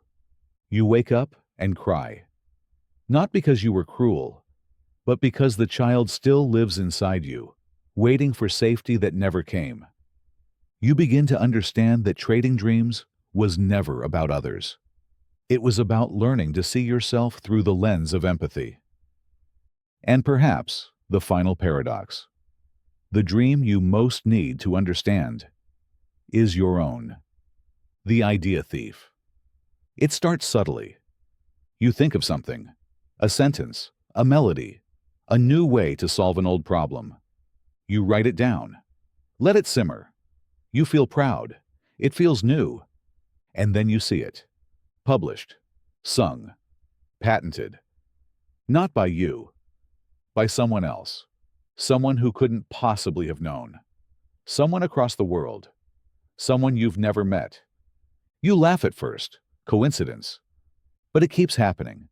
Every time you birth something from your mind, it escapes. Not stolen in the usual sense. No hacking. No plagiarism. It's as if the idea leaks out of you. As if the moment you think it, it becomes public property. And then you hear the name. The idea thief. Not a person. Not a being. An intelligence. A phenomenon. A presence that lives on the border between inspiration and manifestation. It doesn't steal in malice. It redistributes. It takes the fruit of your mind and plants it elsewhere. And here, the paradox blooms. You are not losing your ideas. They are escaping to where they are most likely to grow. You had a vision for a painting, but someone else painted it better. You designed a machine, but someone else built it first. You feel violated, but also small. Not in shame, in scale.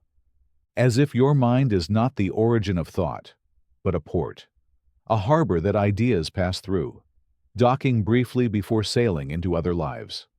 And you wonder, are ideas ever truly yours? Or are they wild creatures that visit you only when the conditions are right? You start to test it. You think of something new, and deliberately don't write it down. You don't speak it. You bury it deep. A week later, it appears online, almost word for word. You scream at the sky, "They're mine!" But the wind answers softly, "Were they?" You begin to see creativity differently. Less as invention. More as discovery. Less as ownership. More as stewardship. You are not a factory. You are a lens. And some lenses are better at reflecting certain kinds of light. So maybe the idea thief isn't your enemy. Maybe it's your editor. Giving your best ideas to someone who will love them into being more than you ever could. But that thought stings. Because you loved them too. And yet, maybe that's the final paradox. To love something you've imagined, knowing it may never belong to you. You stop chasing credit. You start sharing more freely. You realize that the true artist is not the one who owns the idea, but the one who is willing to let it go. And now, the ideas come faster. And strangely, fewer are taken, because you're no longer holding them hostage. You are releasing them into the world they were always meant for. And in that release, you are not diminished. You are multiplied. The whispering moon. You've stared at the moon your entire life, sometimes in wonder, sometimes in silence, sometimes simply because it's there, watching you watch it. But one night, without warning, it whispers. Not a sound exactly. More like a feeling translated into thought. Too precise to be imagination. Too gentle to be madness. A phrase. Just one. Software. Impossible to unhear. You freeze. You search the sky for proof. But there is nothing. The moon remains still, pale, ordinary. You tell no one. Who would believe you? And yet, the next night, it happens again. A different phrase. No context, no follow-up, just presence. And now the paradox begins. What do you do when something that should not be sentient begins to speak? But only when you're not fully awake. You try to catch it deliberately. You camp outside. You stare. You film. Nothing. But the moment you drift into the edge of sleep, there it is. Another whisper. Another sentence. Always perfectly tailored to you. Always vague, but piercing. A truth you needed, but didn't know how to ask for. You are not your reflection. The apology you fear is already waiting.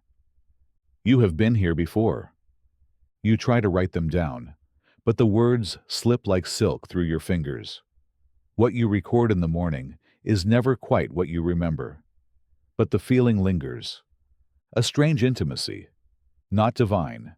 Not alien. More ancient. Like a conversation you started lifetimes ago and forgot to finish. You begin to question everything. Is the moon speaking, or are you finally listening? Is it external, or is it some buried part of you rising through metaphor? But if it's just your subconscious, why does it feel like someone else? Why does it know things you don't?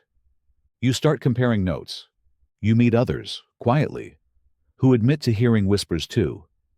Different messages, same moon. And this changes everything.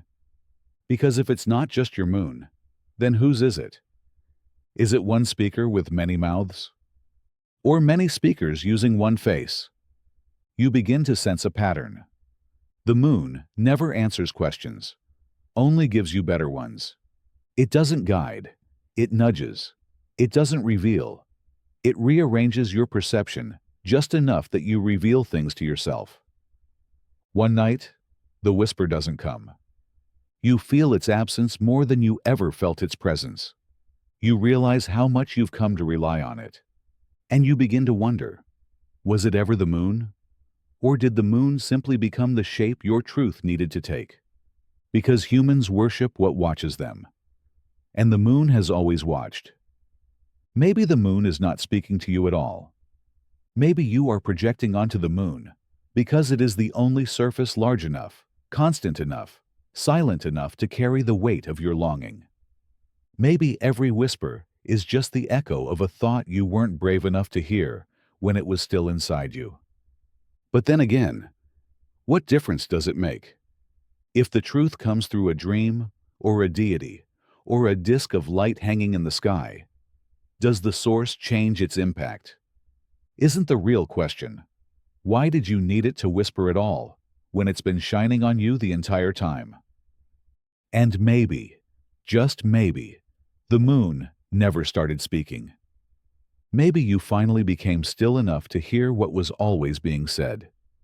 The stranger in the mirror. You see them for the first time at dawn. You're brushing your teeth, same as always, half awake, thinking about your day, your breakfast, the deadline you're not ready for. And then you look up. And your reflection isn't quite right. It's not dramatic. They don't wink.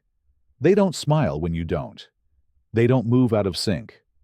No, it's more subtle than that. Their posture is slightly different. Their eyes hold a thought you don't recognize. Their expression is one you've never seen yourself make.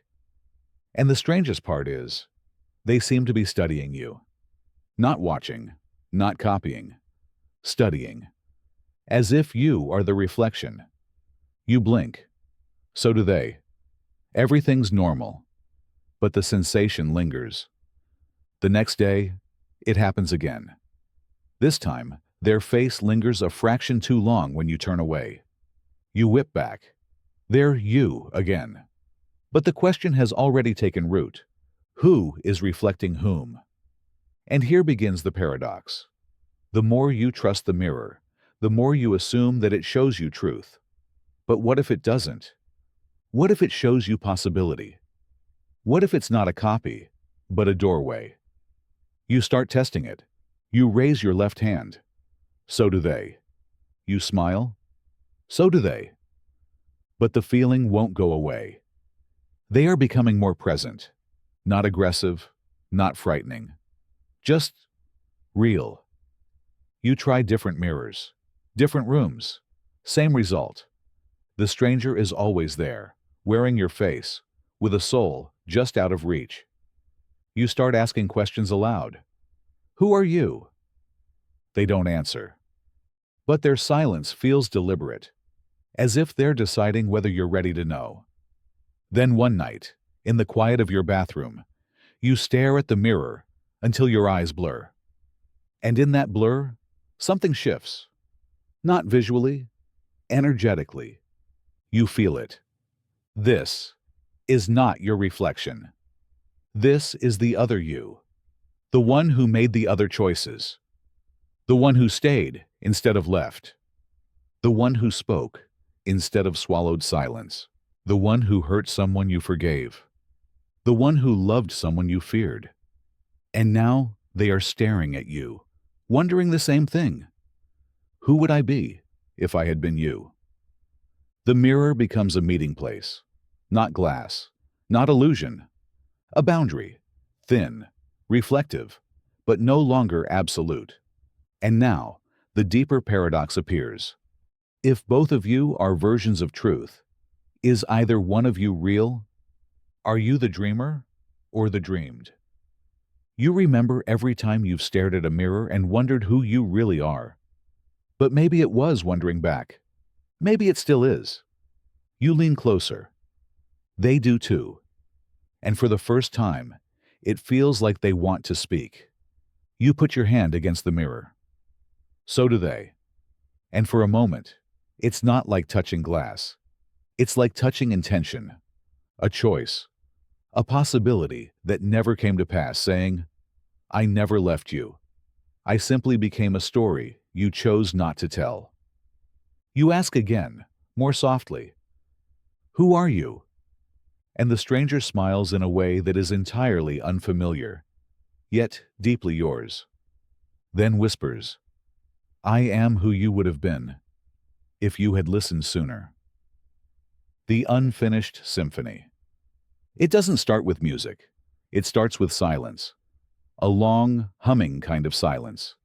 Not empty, not quiet, but waiting. And then, a single note. Software. Wrong. Perfect. It plays inside your head, uninvited. Not catchy like a pop song. Not structured like a score. Just persistent. The kind of melody that coils behind your thoughts, threading through your conversations, humming beneath your footsteps. You assume it's just your imagination, until it changes, until it responds. One day, while thinking of someone you love, the melody shifts. It softens, warms. It expands in a way you didn't expect, and somehow it knows. Then, the next morning, when you're angry, it sharpens. The tempo picks up, the rhythm frays, and again, it's right. Not appropriate, not matching. True. That's when you realize you are not hearing music. The music is hearing you. It is not a composition you control. It is a composition that follows, echoes, evolves.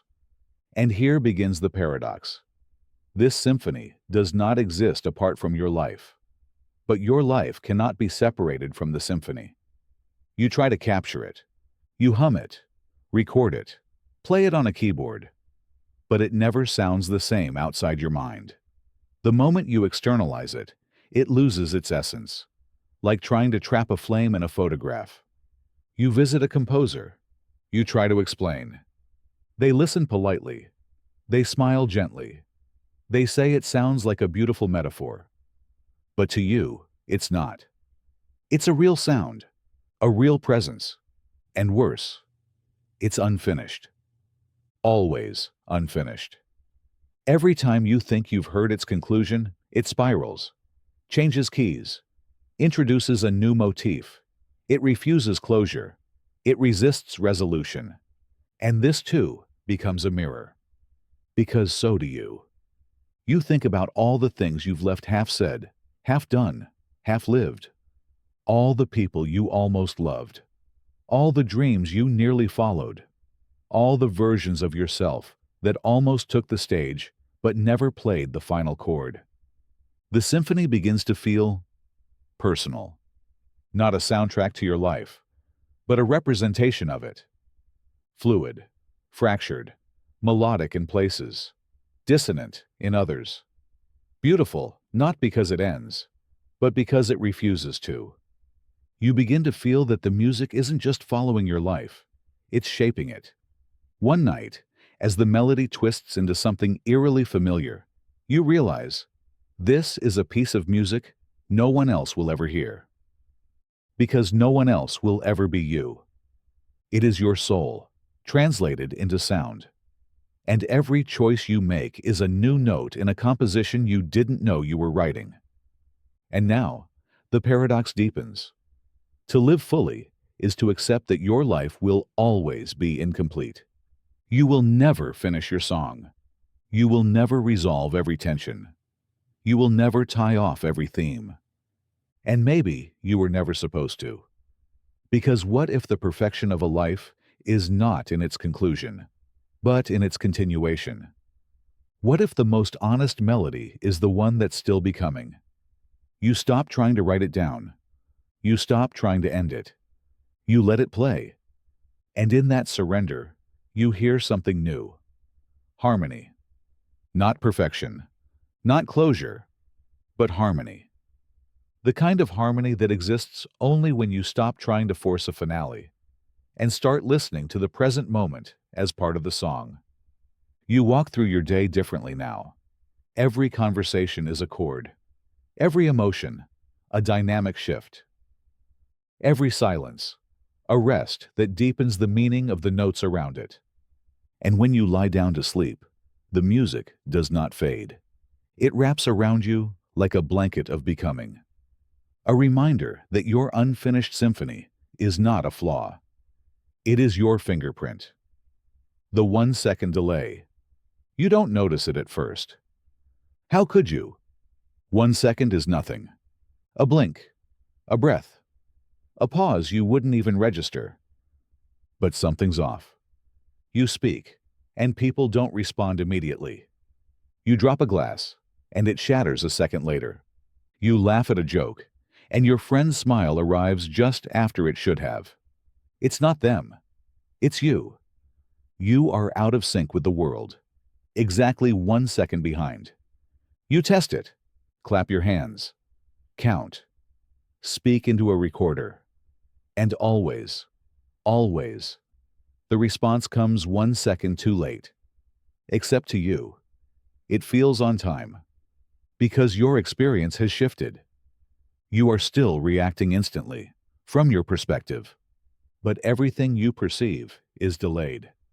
And here begins the paradox. If all of reality is 1 second late, but your experience is seamless, is it late at all? You try to explain. People look at you strangely. You try to compensate, anticipate, act faster. But the delay remains. Every sound, every sight, every touch reaches you 1 beat after it happens. A laugh is no longer a shared moment. It's a ghost. A touch is no longer connection. It's the memory of one. You begin to feel like you're chasing your life, always arriving a second too late to participate. You watch the rain fall, but you feel it on your skin before you see it. You say, "I love you," and see their reaction just after your heart breaks waiting for it. You ask, what is intimacy if the present is always past? You begin to drift. Not in time, but in presence. You stop reacting. You start observing. You begin to feel like a narrator, not a character. Life becomes a film with a slight lag in the audio. Still beautiful, but off. And here's the strange part. The delay makes everything more visible. You see people's pain more clearly because you're not caught in the same tempo. You hear what wasn't said because your mind has a second to absorb the silence. You feel more, not less. And now the deeper paradox unfolds. To be removed from time is to feel it more intensely. You watch a stranger stumble. You have time to notice their loneliness. You hear your mother's voice crack. You catch the emotion she hides before she finishes her sentence. You begin to live in the second between moments. Not the past. Not the now. The threshold. And you wonder, was it ever about the moment itself, or the noticing of it? Maybe the delay is not a curse. Maybe it's a lens. Maybe it's what mindfulness has always been trying to teach you, that presence is not being on time. It's being aware. You begin to live as a witness. And somehow, in the space between what was and what is, you find something that no one else seems to notice. Grace. A pause between anger and reply. A second between impulse and decision. A breath between loss and understanding. And perhaps that's the final paradox. You are 1 second behind everyone else, but you are finally in sync with yourself. The empathy switch. One morning, the world wakes up different. Not louder, not brighter, but deeper. Because something invisible has been flipped. An impossible switch. One that no one asked for. No one saw being installed. Suddenly, everyone feels everything. Not vaguely, not symbolically, literally. You feel the emotions of every person within a 20-foot radius. Their joy, their panic, their shame, their boredom, their grief, every fleeting doubt, every private fear, every little hope fluttering behind their eyes now floods into you. And your feelings, yours, leak outward, whether you want them to or not. You smile, and the person beside you feels your joy like a warm tide. You doubt yourself for a moment, and they flinch, not knowing why. You walk into a room, and the room shifts. Not because you speak, but because you arrive emotionally. And here begins the paradox. If everyone feels what you feel, is there any part of you that is still private? You try to control it. You practice neutrality. You breathe. You monitor your thoughts. But you realize quickly, this isn't about what you show. It's about what you carry. Every emotion is now communal. Every mood is now contagious. You walk into a train car filled with commuters and feel 20 different variations of fatigue, peppered with grief, envy, awe, and quiet existential dread. It knocks the wind out of you. At first, society trembles. Public life collapses under emotional overload. Grocery store visits become spiritual trials. Elevators become arenas of accidental vulnerability. Eye contact becomes overwhelming. People stop pretending. You see someone trying to smile and feel their resentment underneath it like cold metal under velvet.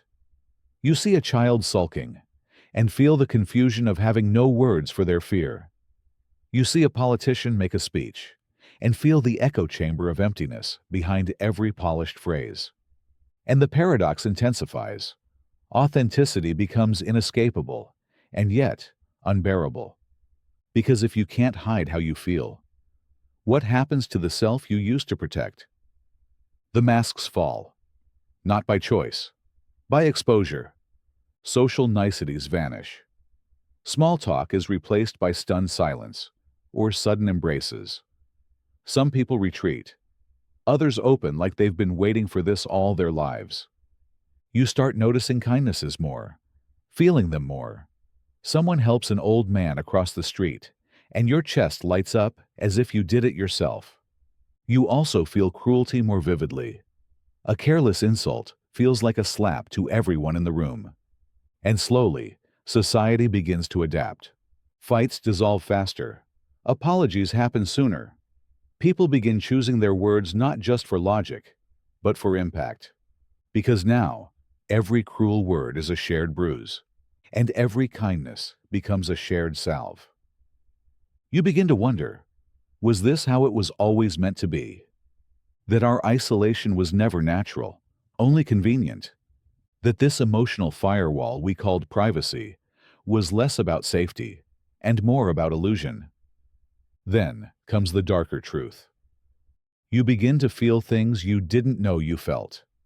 In the presence of a stranger's grief, your own grief stirs.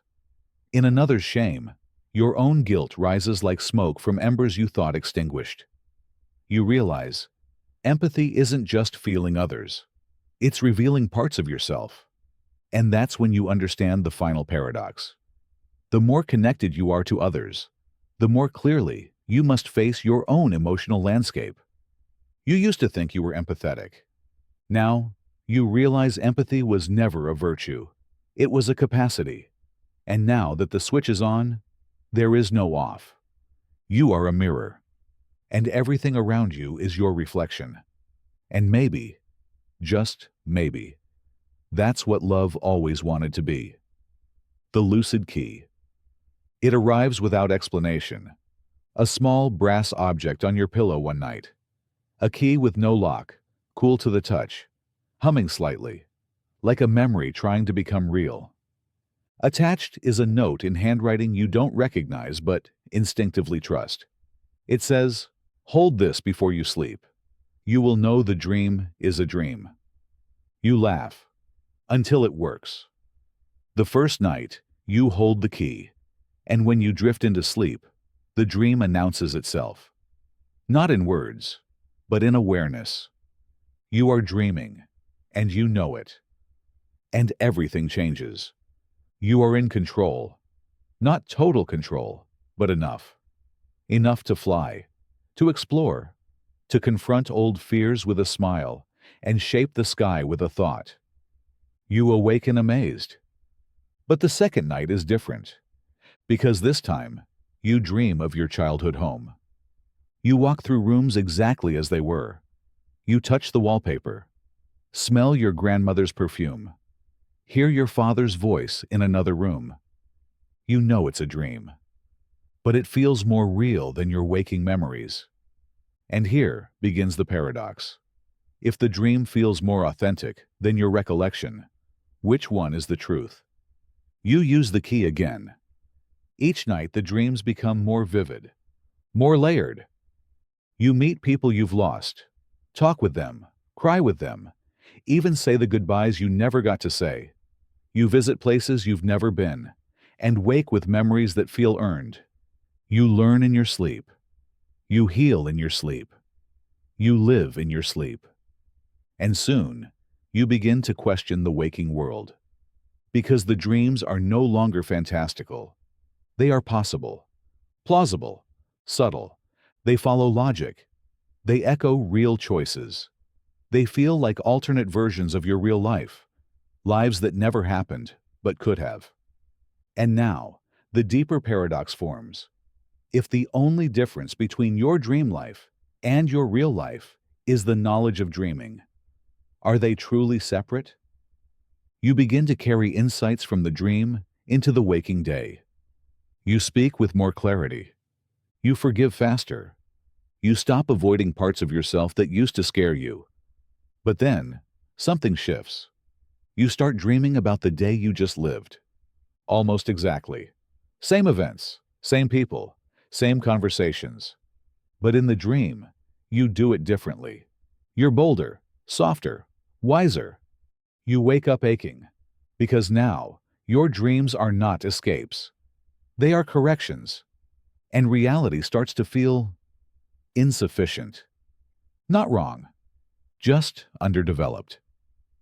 You begin to feel like your waking life is the rehearsal, and your dream life, the lucid, vivid, felt in your bones one, is where the true version of you resides. You fear you're losing grip, but you're not. You're gaining awareness, and that is what scares you. You remember what the note said. You will know the dream is a dream. But what it didn't say was whether you'd know the difference between dreams and waking once both became equally alive. And now, You ask the unaskable question. If you could live the perfect life in dreams forever, knowingly, would you ever choose to wake up again? And maybe the answer isn't about which world is real. Maybe it's about which world you choose to be responsible for. And maybe the final paradox is this. The key was never to unlock your dreams. It was to awaken your waking. The truth machine. It sits in the center of the room like a confession waiting to happen. Small, smooth, unmarked. It doesn't beep. It doesn't glow. It doesn't even hum. But the moment you enter, you feel it. Not like a presence, but like gravity. Some force bending your thoughts toward it. Drawing questions out of your subconscious, like iron to a magnet. This is the truth machine. And it only works once. One question, one answer. Unfiltered, unmistakable, final. No riddles, no metaphors, no evasions. Ask anything, and it will give you the truth, the whole truth, delivered with the cold clarity of a mirror that doesn't care what you wanted to see. And here begins the paradox. You may ask any question, but only one. And once you know, you can never unknow. The first instinct is awe. The second is terror. You sit with the machine for hours, days maybe, cycling through possibilities. Who loves me? What happens after death? Was I ever truly happy? Did I ruin my life already? But every question you consider contains another, one you didn't want to ask. Because the machine doesn't care about intentions. It doesn't give you comfort. It gives you truth. And you begin to understand something fundamental. Most people do not want the truth. They want certainty that feels kind. The truth might be cruel. The truth might be dull. The truth might be that the mystery was the most meaningful part. And now you're about to collapse it. You wonder about people who used it before. The man who asked, "Is my child really mine?" The woman who asked, "Will I die alone?" The scientist who asked, "Is reality simulated?" Did they walk out stronger? Or did they leave knowing something they could never say out loud? You pace the room. You write lists. You rank your fears. But each time you land on a question, a shadow follows. What will this answer do to me? Because truth doesn't just inform, it transforms. You consider asking something about the world. What is the meaning of life? What is the nature of the soul? But the moment the answer arrives, it becomes static. Final. No longer living in possibility. No longer open to interpretation. You'd kill the question you've lived your whole life alongside. And what then? So maybe you ask something smaller, personal. Did they really love me? But if the answer is no, what happens to every memory you shared? And if the answer is yes, do you regret not having believed it? Truth brings closure, but also consequence. Eventually, a thought slips through. A dangerous one. What if the question I should ask is not the one I want answered, but the one I've never dared to speak? And that's when you hear it. Not from the machine, from yourself. The real question, not the surface version. The one that's been clawing at the inside of your silence for years. You step toward the machine. You press your hand against its smooth shell. It warms slightly, just once. The signal. You ask your question. It answers instantly. One sentence, plain, undeniable. No ceremony, no echo, just truth. You close your eyes and realize you are not relieved. You are changed. Because truth doesn't end the story. It begins a new one. And maybe that's the final paradox. The truth will set you free. But only after it ruins the life you built around what you hoped was real. The Lifeline Divergence. Every time you sleep, you switch lives. You don't know it at first. The changes are subtle. Familiar objects out of place. scars that weren't there before, a photograph on the wall that now includes someone you don't remember meeting, but love instinctively. You brush it off as forgetfulness, stress, dreams bleeding into morning. But it keeps happening. Your favorite shirt is suddenly gone. Your dog responds to a name you've never used. The street outside your apartment is renamed. Your birthday shifts by a day. And slowly, the truth dawns. You are waking in a different timeline each day. Not randomly, but divergently. Each life you wake in is you. Had you made a different choice? Said yes instead of no. Stayed instead of left. Believed instead of doubted. Spoke instead of hesitated. And here begins the paradox. If every version of your life is real, which one do you call home? You try to map it. But the rules change. One morning, you wake up rich, but estranged from your family. The next, you are poor, but fiercely loved. In one life, you are healthy, but lonely. In another, you are sick, but creatively on fire. You are constantly comparing, constantly wondering which version is better. But the comparison exhausts you. Because for every gain, there is a loss. For every dream fulfilled, a cost paid. There is no perfect timeline, only possible ones. And soon, another thought emerges. If you're jumping into a new life every night, what happens to the you who was already there? Are you overwriting them? Merging? Or are they the one who jumped into your yesterday? You begin to feel unstable, like a song constantly changing key. You carry memories no one else remembers. You grieve losses you've never lived. You have love for people who, in this life, don't even know your name.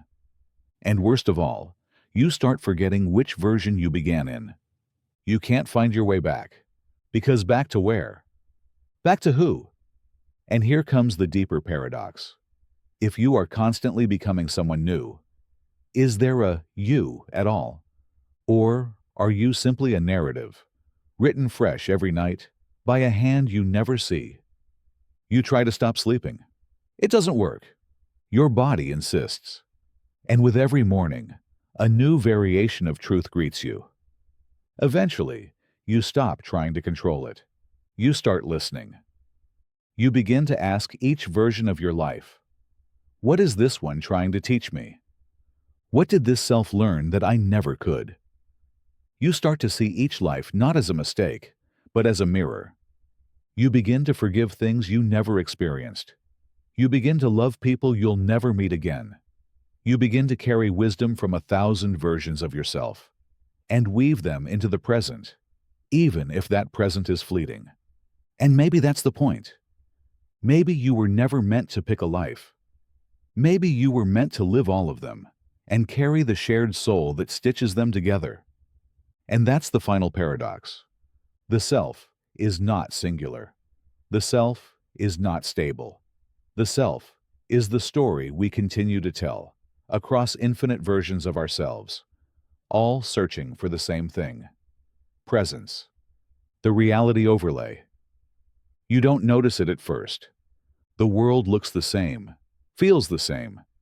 You wake up, brush your teeth, go to work, pass familiar faces, hear familiar sounds. Nothing out of place. Until one day, you slip on a pair of glasses. You didn't know they were different. They look ordinary. The lenses are clear. The frame is light. But when you put them on, the world changes. Not drastically. Not like science fiction. More like saturation adjusting, filters lifting, a subtle but irreversible shift in color, shape, texture. Except what's changing isn't things.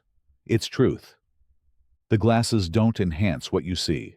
They reveal what's been hidden. Above people's heads, colors. Not lights, not halos. Feelings. Not displayed in text or symbols, but emotional wavelengths. Patterns that express sadness, longing, joy, anger, loneliness, each in a distinct shimmer of hue and density. And here begins the paradox. You've never seen the world more clearly, but it's not a world you were meant to see. You realize the man smiling at the grocery counter is swimming in a heavy blue.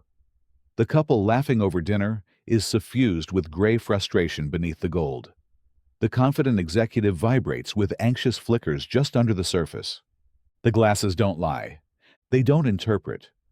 They show you what people are feeling, whether or not they know it themselves.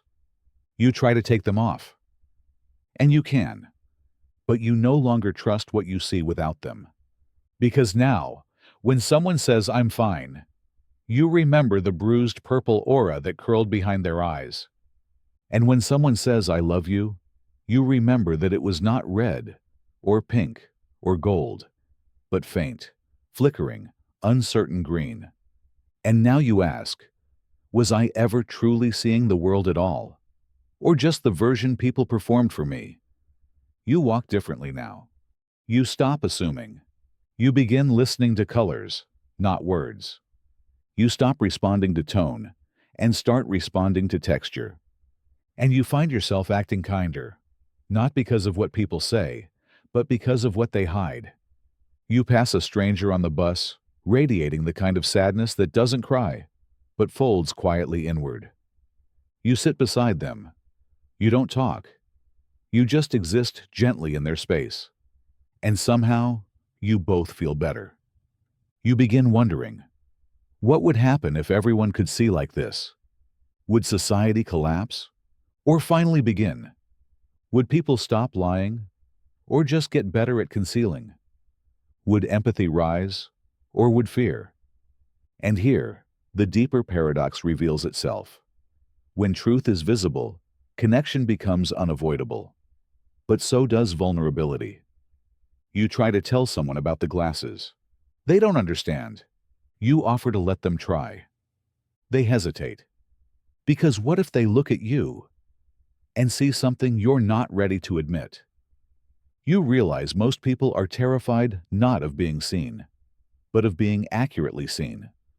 Because there's safety in the mask, and terror in the mirror. And yet, the longer you wear the glasses, the harder it is to imagine going back. You see beauty more clearly now.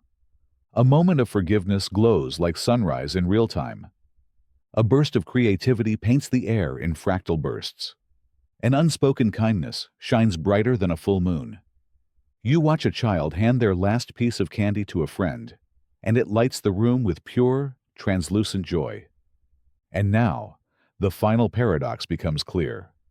Reality has never been about what's visible. It's been about what's felt. The glasses didn't distort the world. They revealed that you were always only seeing part of it.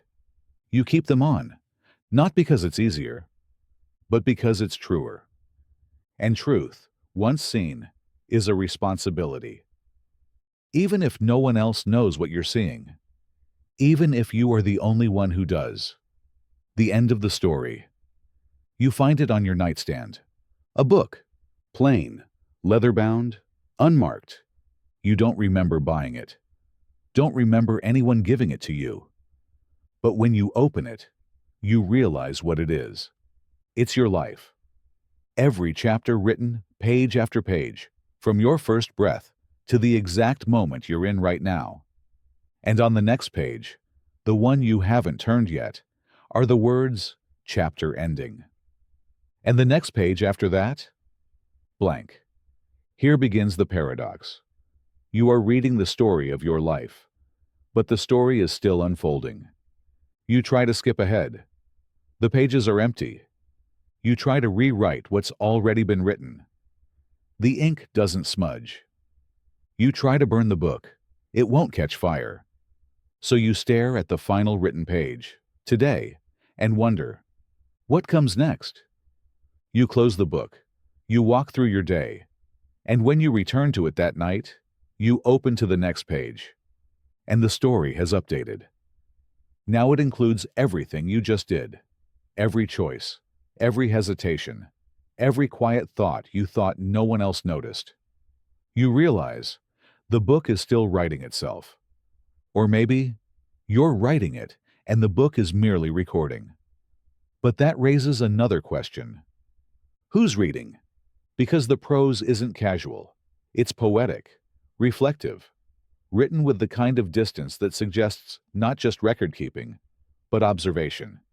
You begin to suspect you are not the only one holding this book. Someone else is reading. Someone else is following your life like a story being told. And now the paradox expands. Are you living for yourself or for the reader? You ask, who is the audience? God? The universe? Your future self? A stranger in another dimension curled up in bed, reading this very sentence as they drift toward sleep? You begin to feel watched, not by eyes, but by attention, not judged, just witnessed. And it changes you. You begin to live more deliberately. You begin to speak in dialogue worth quoting. You begin to pause and look at sunsets, knowing this moment might be the sentence the reader remembers. But then, you begin to doubt. Are you living authentically? Or are you performing for the page?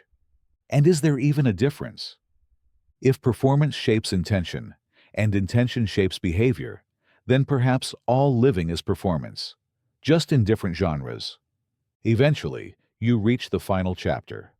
You know it's coming. The font shifts, the pace slows, the words wrap around you like a final breath. And then, you turn the page and see one last sentence.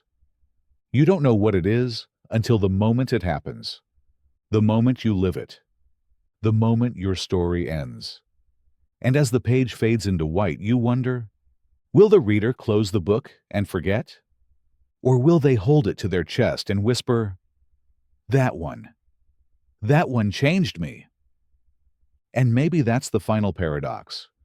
You are the story, and the storyteller, and the one who stayed awake just long enough to finish reading it before the dream pulled the book from your hands.